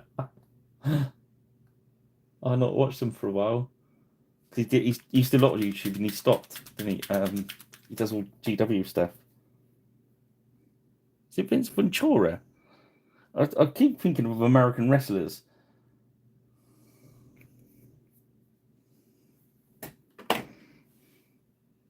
No, it wasn't Miniac.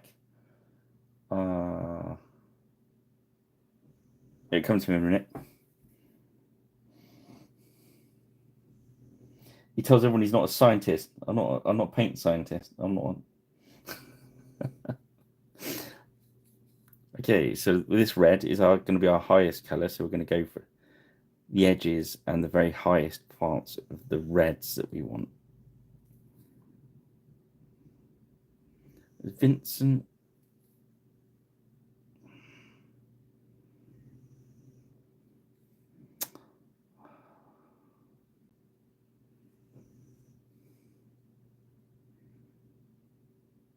I like Ninja as well. He's funny.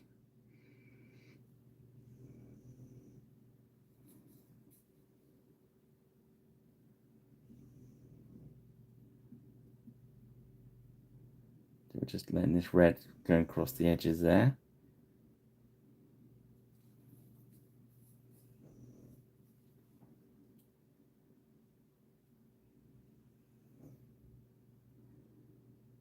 And then inside the other red.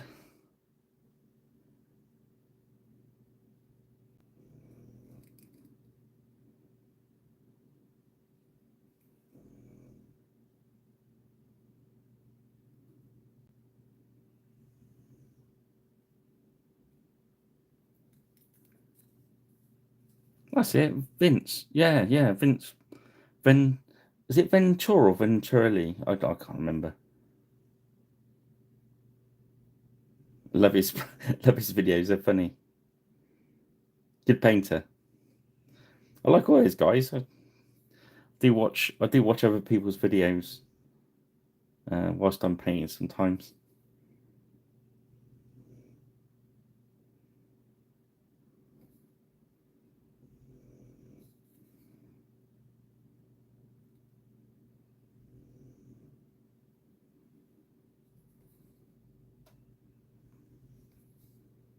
And Granddad's art space videos as well.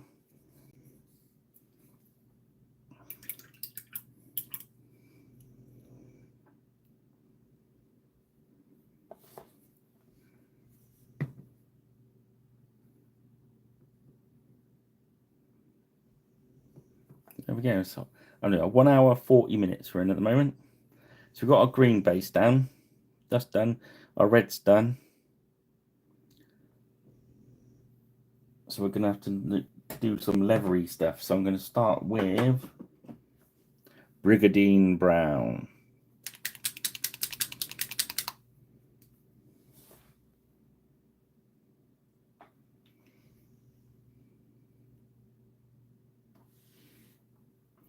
I'm going to drop this on that saddle. I was going to do a different colour. I was going to like a different nice colour or a black, but I think it's going to be more interesting and give us a nice contrast in those colours. Oh, pardon me.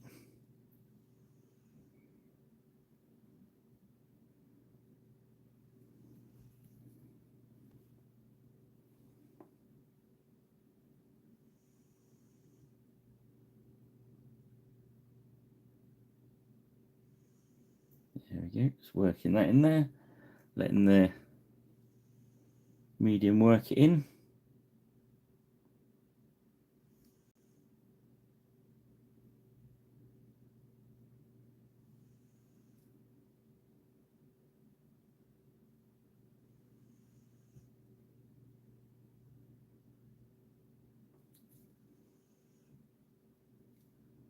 Get a little bit behind there without touching the metal. Can't really get in there. That's one of the drawbacks of painting the rider in situ. I always like to do it if I can. Reason being, if you glue them on metal to metal, they're much stronger, whereas if you paint them separately and glue them in there, if you don't score them in, you're just basically gluing paint to paint, which is usually okay because they don't get a lot of stress, but drop them, they're gonna ping. I suppose the thing there is, don't drop them. I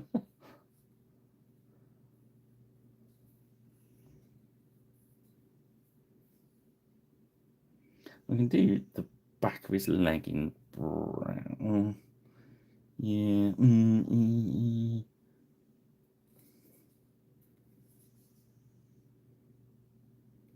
No, we won't. We make it like we'll put a dusty skull in there, so we're going to make it look like sort of linen-y kind of, maybe a Hessian type look.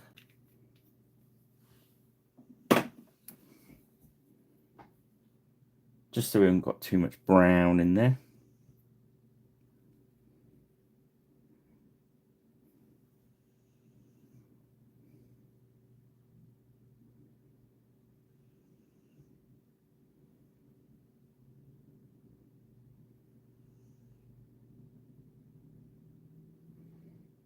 yeah, if you're in the chat room and you got or you're listening and you're not in the chat room and you've got a channel and you want to shout out for your channel, just put it in the comments there and we'll shout it out and what have you.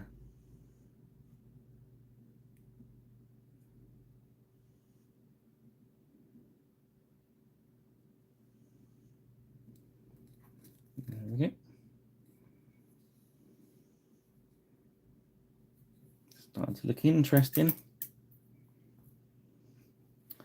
So next, let's work a little bit on our horsey. We're going to do tree ancient. No, we won't. We're going to jump. We're going to jump to dryad brown because we're going to get to another one to that.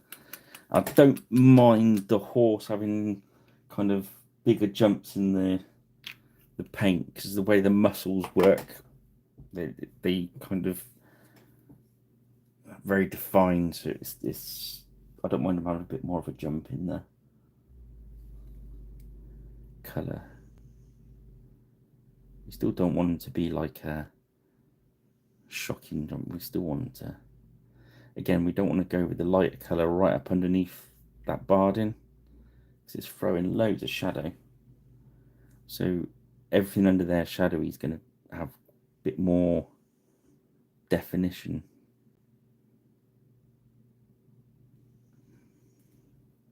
Still filling it out with art medium.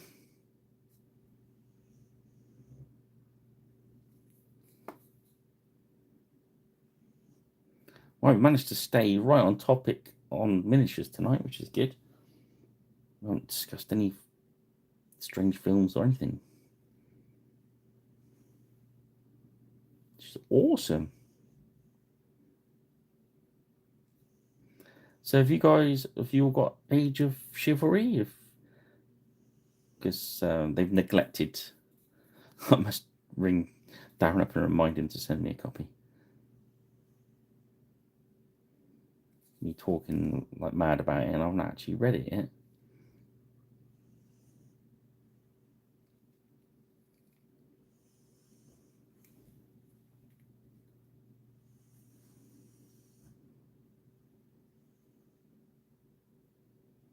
Okay, I'm not going right up under the saddle there. Just work back.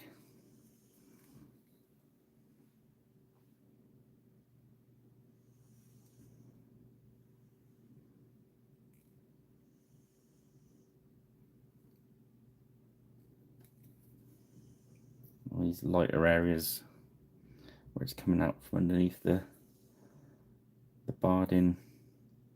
Obviously that catches more of the light.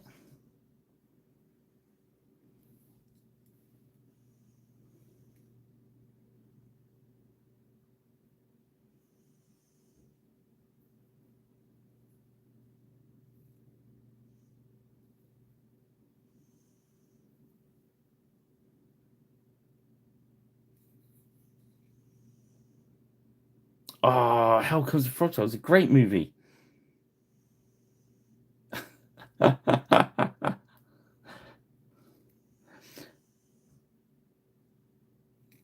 Rowdy Roddy Piper. The Dance of the Three Snakes. You're not even trying. Hell Comes to Frogtown. Yeah, classic. Do you know what? I was thinking about that film the other night.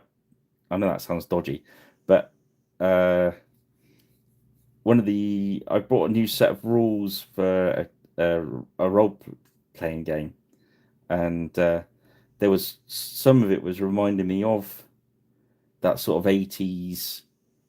I suppose Mad Max inspired kind of films, and that's one of the ones that popped in my head. That one, and what was it they them whatever. That was Roddy Piper as well, wasn't it? With the blue alien things.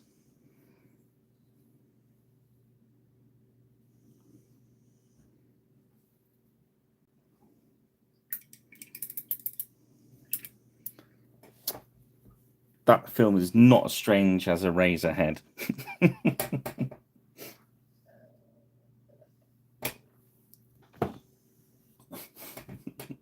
Okay, so next we're going to go for Bootstrap Brown. They Live, that's it. I knew it was they, also I couldn't remember what the other word was. That film is way ahead of its time. What a great movie.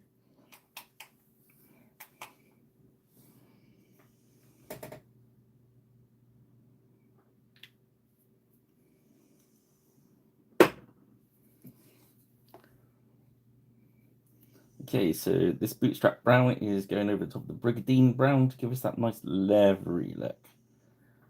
So it's scabbard, and that top edge, and working down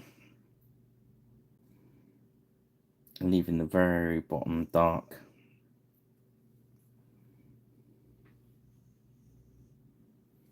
Again, the saddle is this edge that's closest to the light is going to be the brightest. So we're going to start there and work under his leg and then leave well alone.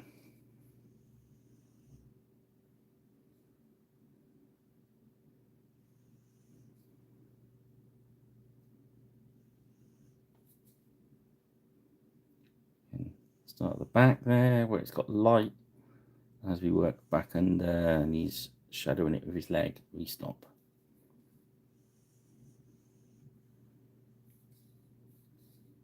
That's all the livery brown. So let's go back to horsey. We did dryad brown, so we're going to go to fur brown, which is going to be the lightest we work on there. These are horsey highlights.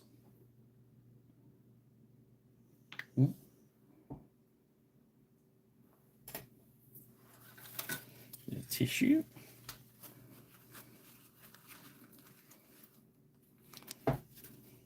Top's a bit messy, so there we go. So we're just gonna, with that fur brown, we're gonna water it down a bit. We're looking for any areas in that horse that are presenting to the light. So there's top of his ears, look. Eyelids, bottom of his eyelids, top that side.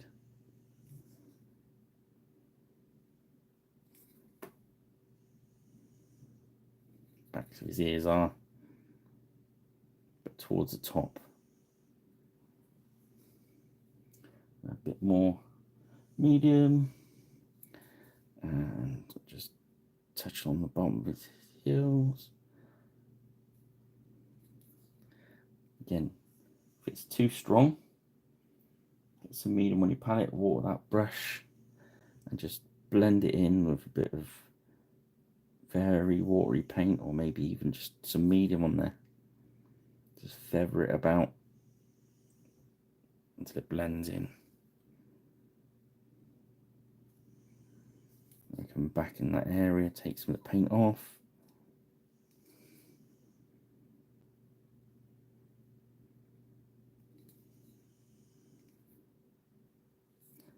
The thinner that paint, the easier you're going to find your blend, even if you've got to go over it a couple of times. Don't, if it looks wrong, sort it out. And if you've gone in too heavy with the colour, come in with the medium, take some of it off, water it down. So I just want a bit around the top of his lips there, bottom of his nose. There we go. A little bit in the middle of his belly. There we go. His little tummy. Okay, next we're going to grab our flesh shade. This is, this is a mixture of Reichland flesh shade and the Army Painter one.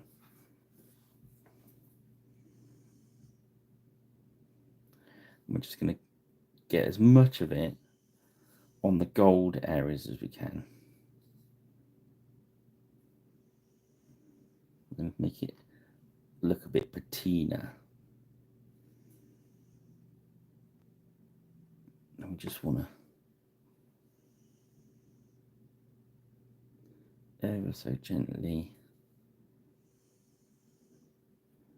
run it into areas where I've got the gold.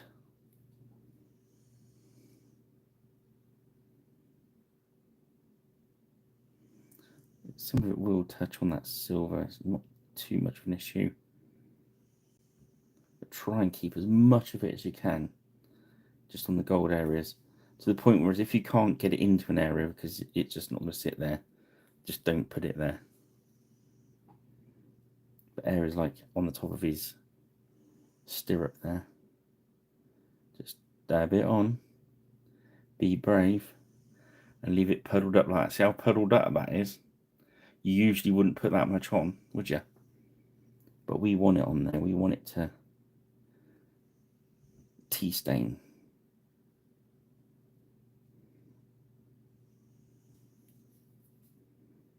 So we haven't got many areas. We usually got a lot more areas to work this on. So look for little corners like that around his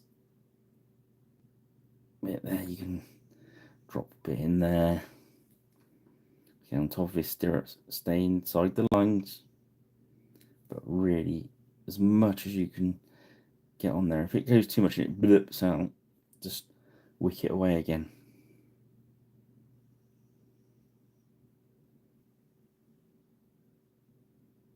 I thought I was gonna. I got half a shout earlier, half an SOS earlier, to stand in on base tonight for someone, and I managed to avoid it. But yeah, you're right.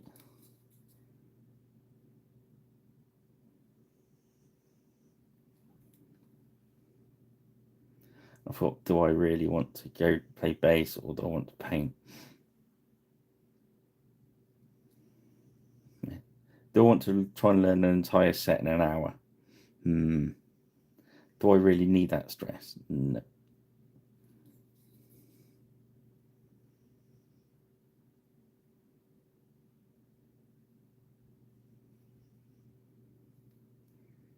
Just letting this see there, it's run onto the helmet a bit. It's not a problem because we're gonna do some more work on the silver yet anyway, so it's not a problem. But be as tidy as you can. If you can balance some of this on top of those lines there, go for it. So we can always go back and sort it out in a minute. Okay.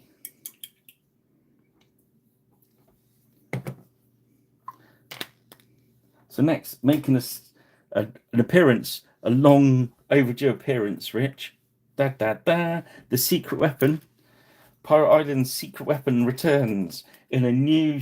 They brought out a new label from Vallejo. Model Air Burnt Umber in a new label. Still the same paint. Yeah, this is our secret weapon, guys. I think it's the only Vallejo paint in the house now. Let's grab a crappier brush because it does zoom up into the brush. And we're going to do his hair with it. No, I couldn't get hold of it for a while. The supplies run low because they were changing the labels apparently. So there was a bit of a thing. So I saw it the other day, so I grabbed 2 bottles of it. And I might order a couple of boxes of it and sell it on sell it on my stall at conventions.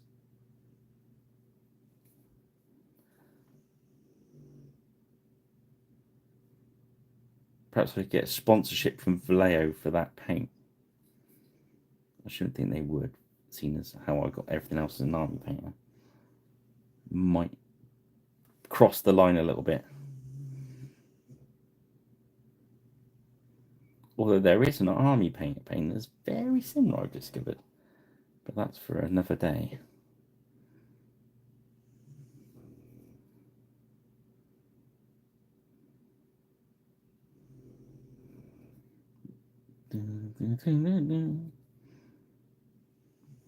Yeah, the band that my friend's band was playing tonight, and I wasn't sure what their is all original. If it had been covers, you got some chance of standing, but it's all original stuff. You think, oh, okay, if I didn't, technically I'm jamming along, and if I don't know the song, I've just got to guess, and you might not like it. So I said it's probably best to leave it.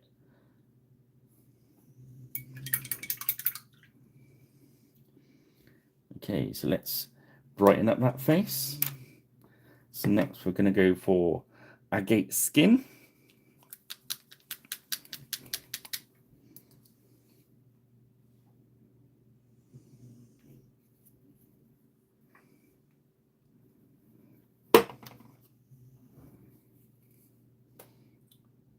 Medium on my brush to make sure the paint flows.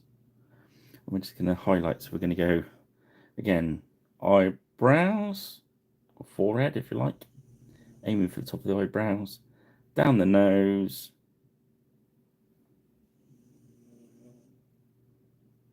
chinny chin chin, top of the cheekbone, and a little bit on the bottom jaw. Although it depends what angle that is, so it's up to you. We'll just leave that like that. While that's drying, we'll grab some white out for his eyes. We're going to go for matte white, because Karen's not here and she won't moan at me for using off white. I like using matte white for eyes. A lot of people say use off white. If you want to use off white, that's. I'm going for my Psycho brush. Right, lock those hands into place. Bit of medium on the brush. Load up with white. Lock my hands up. Boop.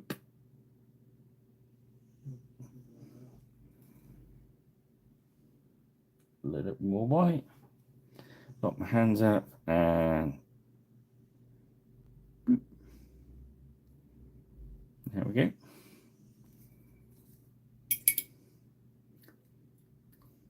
Next, we need the block for the little black dot. What's that little black dot? Must be really on telly. Right, so same thing, load it with black.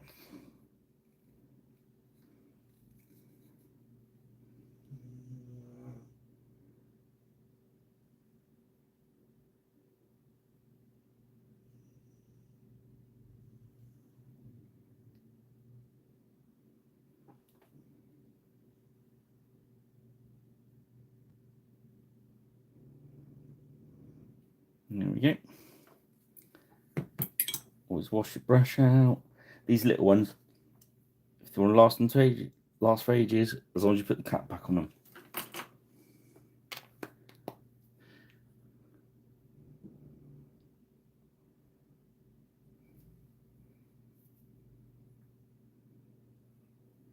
Yarg. Many ways to do them. When it's drying off like that, we'll go into a different area. Let's do the handle of his sword. We're going to use mold berry.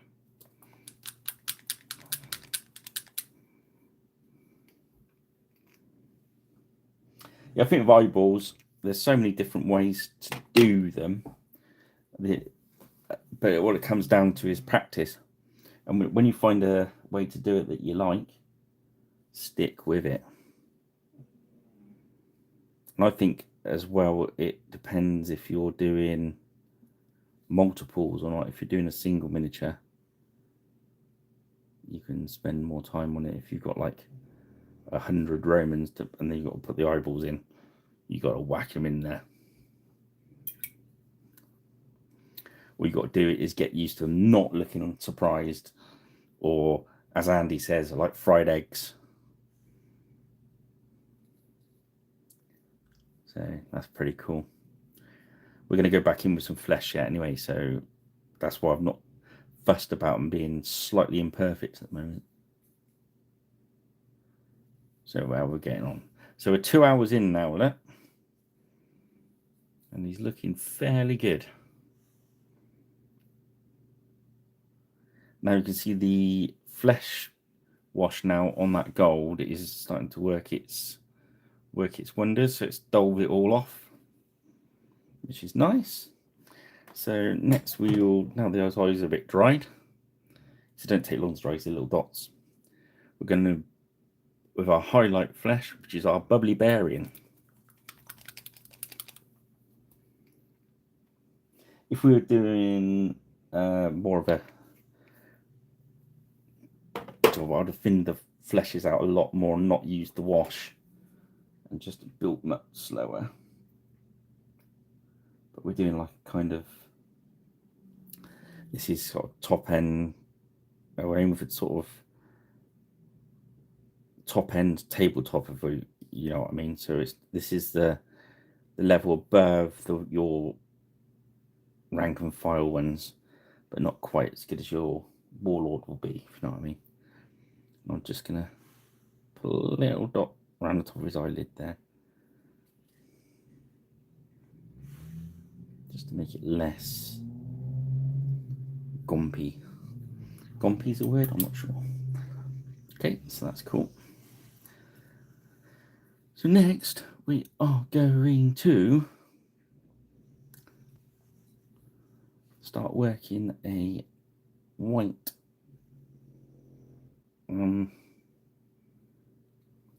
thingy my bob. I can't remember what it's called. There's a heraldic name for it, but I can't remember it. Well, I remember that we'll sort the leather out first. So we're going to leather brown. So this has been brigandine brown, bootstrap, now leather. This is just our little leather highlight to bring it to life.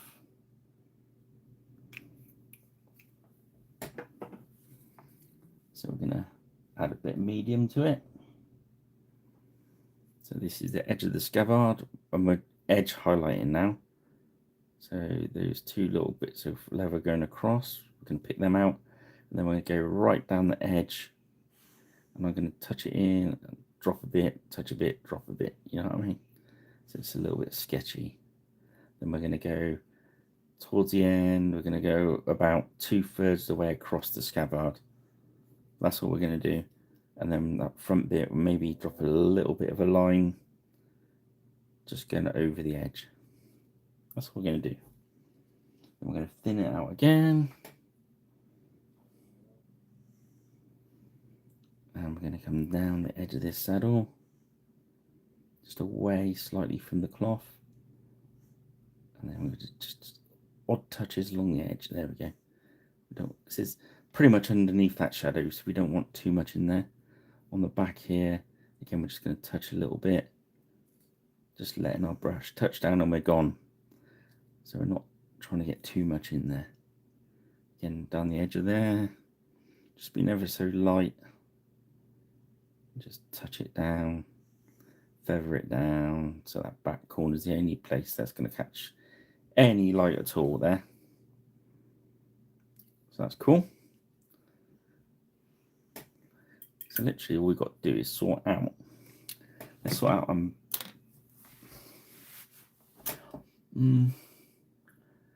want to sort out that white stripe first. We're going to put a beige underneath it, I think. Or maybe a worn stone. Or maybe a brown. Let's do with brain matter beige. So we don't want to spend too much time on there. That's cool with the barbarian. Let's drop the barbarian out, like I said earlier. It happens when the paints get a little bit gloopy, so sometimes you just pop them open at the next chance you get and drop a bit of medium in there as well. So we're going to run, I think, is it called a dart? I can't remember. So we're going to thin the beige down. So we've got a nice thin one. And we're going to pick a point, pick a bit of pick and pepper, just above center. And then we're going to pick a point to make a V.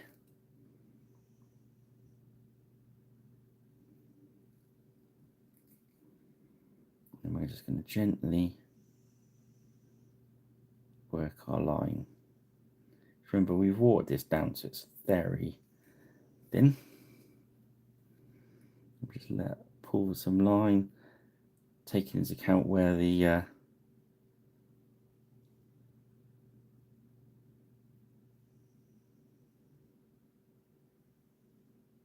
material's folded. Okay, then we're going to dot. We're going to go, oh, let's go below. So make a little dot below.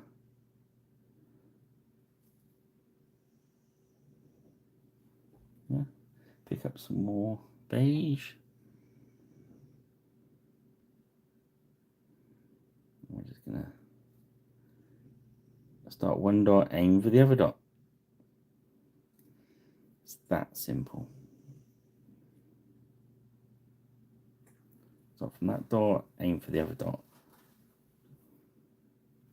There we go. And then,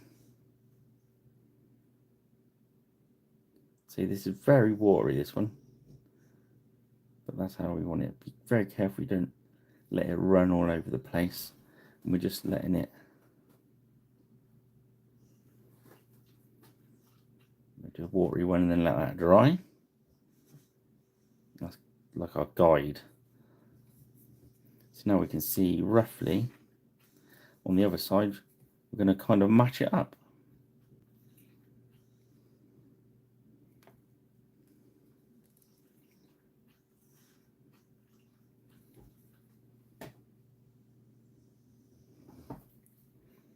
So we're going to start from one side. It's going to be trickier because this is deeper folds this side. So just take that into account. You can work one end, stop, work the other end, whatever works. Just take it nice and easy, don't rush it. As you go over those ridges, if you rush it, you'll end up with a big glob of paint on them. That's not what you need. If you keep your paints thin, if it does go wrong, they're easier to cover. And that's a little dot to work out the width we need.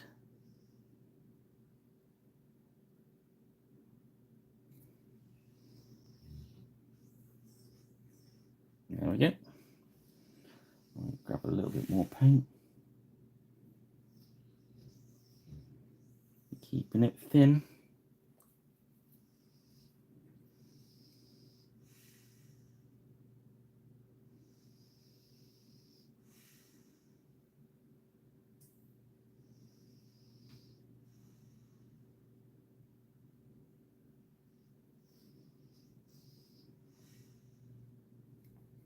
Using the very tip of our brush now.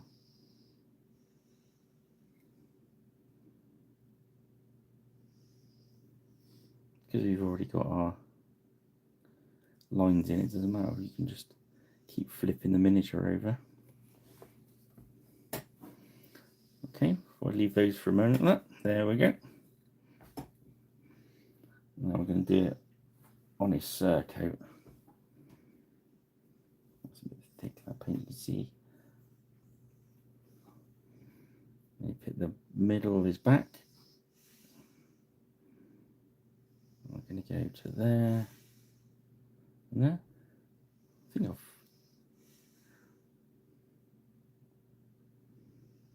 just going to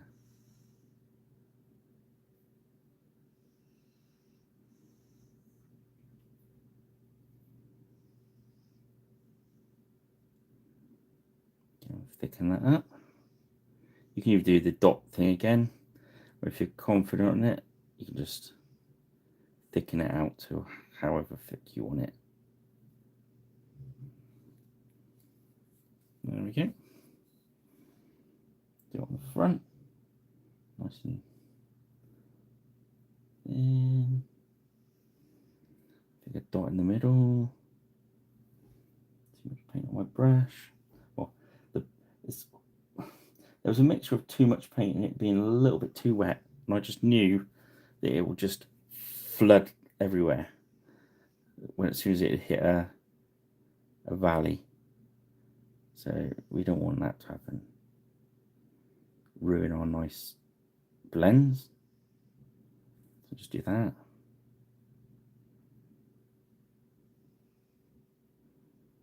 There we go. And we go back to our first one. Now we want a little bit more stronger paint in there, but not too much. We're just going to strengthen out. Take your time.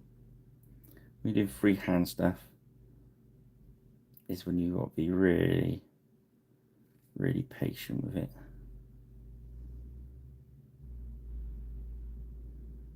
If something's not right, don't panic. Don't try and put it right instantly.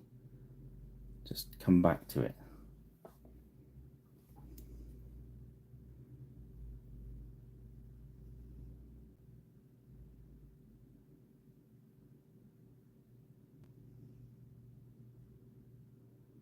It's starting to pull there, so I've just stopped. Dip my brush in it.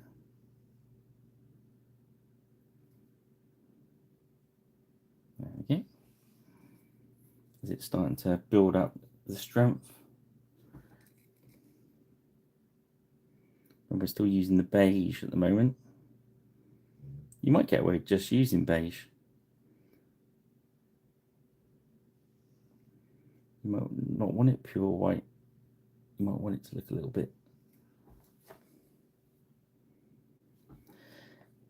bit faded, a little bit dirty maybe.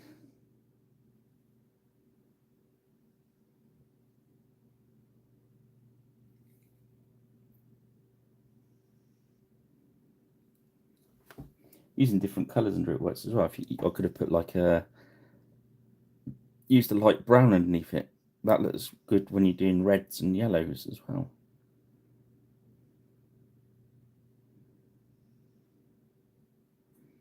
It looks like you've been Mr. Fancy Pants and done a really thin line around the edge if you do it right.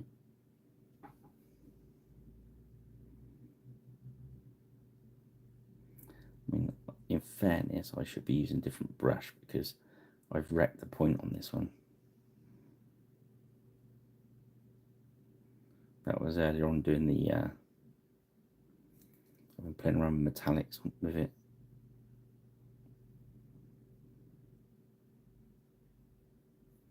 There we go. But I figured we'd get away with it.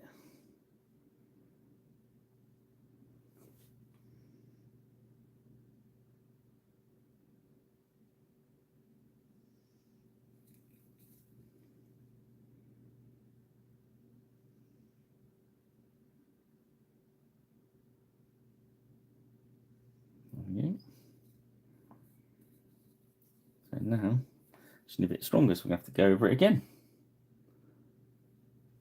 See what I mean about being patient? It's like watching paint dry, isn't it? But now you can see this pass, we're going to get full coverage with this beige. This is where you've got to start thinking about your shadows. Do you want full coverage? Do you want to leave some of the darker showing through? I'm going to go for nearly full cover. I don't want it blatantly blaring beige, but what I'm going to do is I'm going to go back over and I'm going to highlight it out with the white. Just that extra cool effect.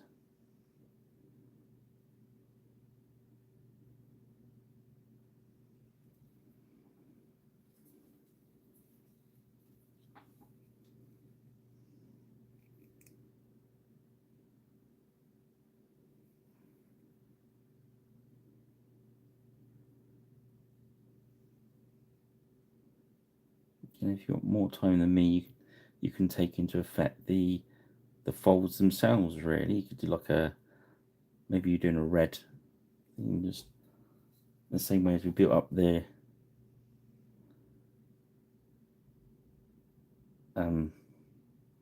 blends on the green. You can actually do with your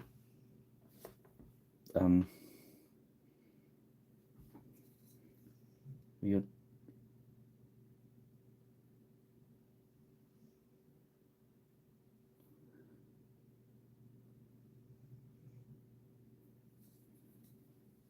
okay.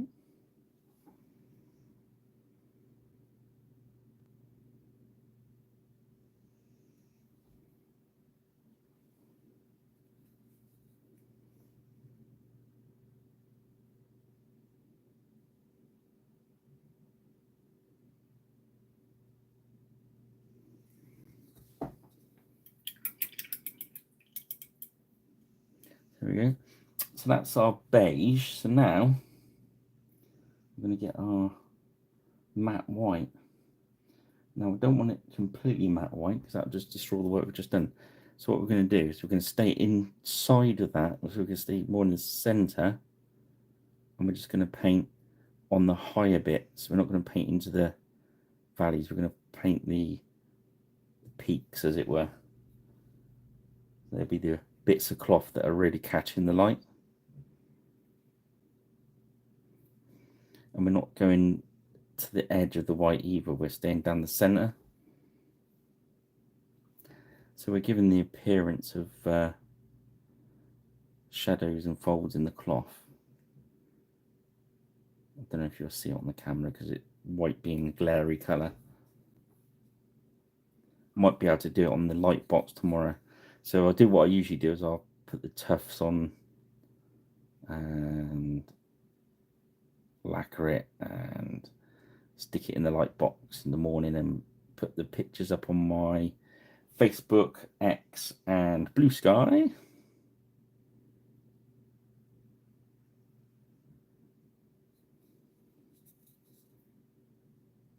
Whether this is thinner, we'll just zip across the top of it. There we go.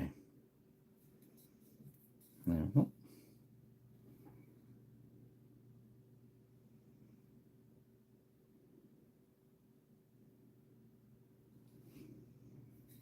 So next bit, we're going to just make the metal pop now. So we're going to grab shining silver. This is why earlier on we hit it with the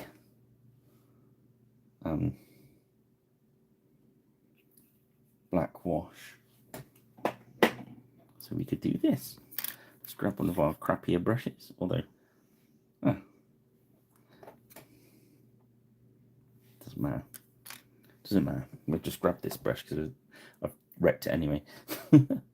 So we're just going to grab a little bit of silver on our brush. Okay, it's not dry, but we just want to.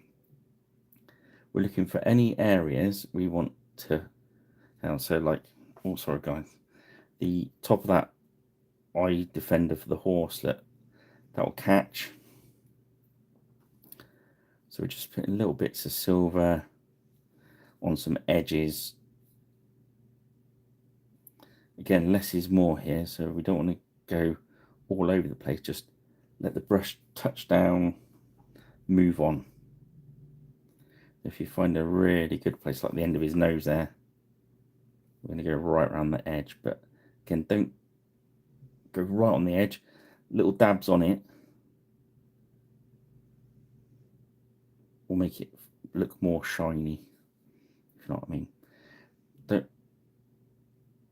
worry about it being too shiny because I stick a matte lacquer over this anyway, which dulls it down again because the lighter colour of the silver. So across his knuckles there, back of his gauntlet, edge of his elbow guard. Just work around and anywhere.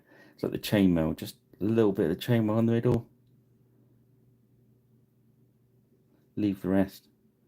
a little bit of chainmail, leave the rest. Anywhere where we've done some of that gold and it's buggered up our silver, this is when we can sort it out.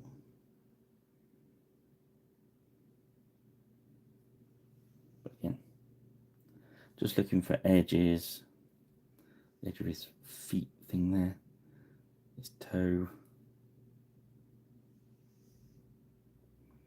Just working around, keep moving around.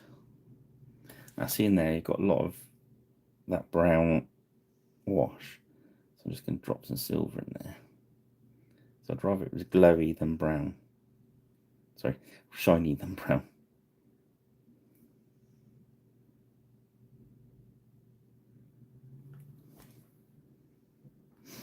Again, that helmet has got a big blob of flesh shade on it, so we're going to do some gentle lines, just let the top of the helmet look shiny.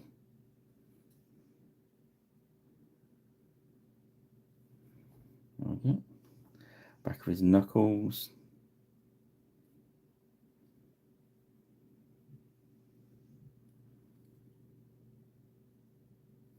Catch on top of his knee. So think about that zenithal, think about the light shining down. Where's the lightest part? Where if his armour was going to catch a bit of light, it's going to be along the edges that are facing upwards. So that's what we're looking for. So I'm not doing too much. We don't want him to look like he's been chromed.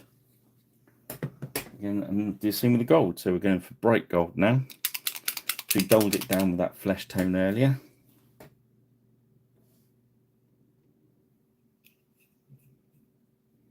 Now I'm just going to brighten it back out. And it's a bit of extra work you wouldn't do on your standard miniature. You'd do it the quicker way, but this is kind of like a hero miniature, so we're just going to give it a little bit more. Again, we're looking for upward facing edges with the gold on it, so we can just make it ping a little bit, but we don't want to paint over too much of our, see, we reload it onto those stirrups and we want that to stay there, so I just want to catch the top edge of that stirrup there that's going to shine and leave the rest alone. It's like a lion or something on that one. I'm just going to light that one up, and we're going to go to the very tip of the, I'm going to call it a unicorn spike. It's probably got a very special name, but I've just offended all the historians about. Sorry, I'm going to call it a unicorn spike, because that's what it is. There we go. And just along the top of his helm there, just catch a little bit of it. Back of his gauntlets there, just the top edge there.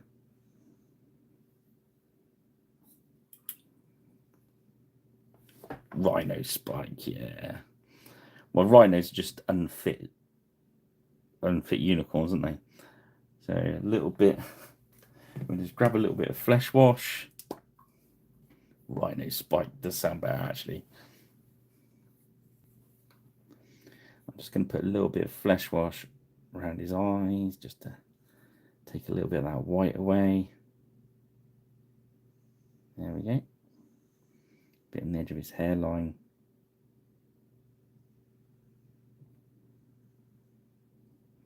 Just looking to put a bit of shadow into his face. There we go. Nice.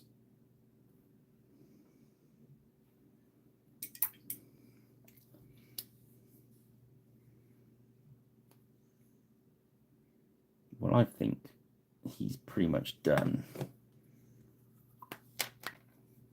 We could play around with the heraldry some more.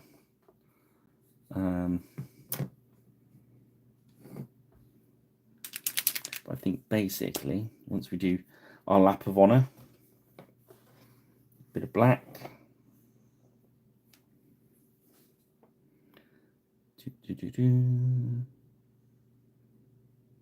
No goblin green, please.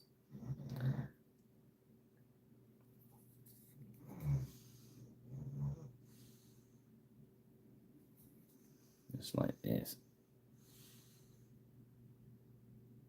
I think it doesn't look finished unless you do that.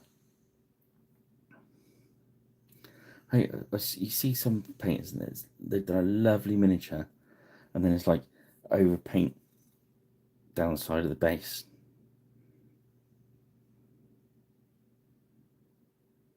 Have a lap of honour. There we go.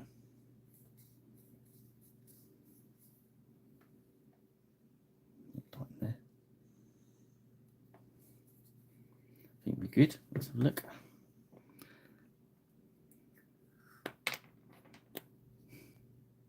A fish.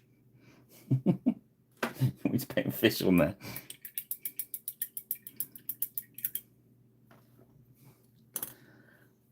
I would usually oblige, but it's 10 o'clock at night. I might do it for you in the morning for the photographs. It would look good as a fish, wouldn't it? 3 fishes, one there, one there, one there, one there. Look good. I'll do it in the morning for you. And if you check back on my Facebook page or X, just look up Rich the Pirate. So yeah, there we go. That's where he's got to tonight. As ever, I'll finish him up in the morning, get some photographs and share it. That's 2.5 hours. It's not bad for 2 hours 30 minutes, is it? And we do his mate. We do him next week, shall we? And yeah, I think he's. I think you'll see him better in the light box, in fairness. And I shall paint some fish on him tomorrow.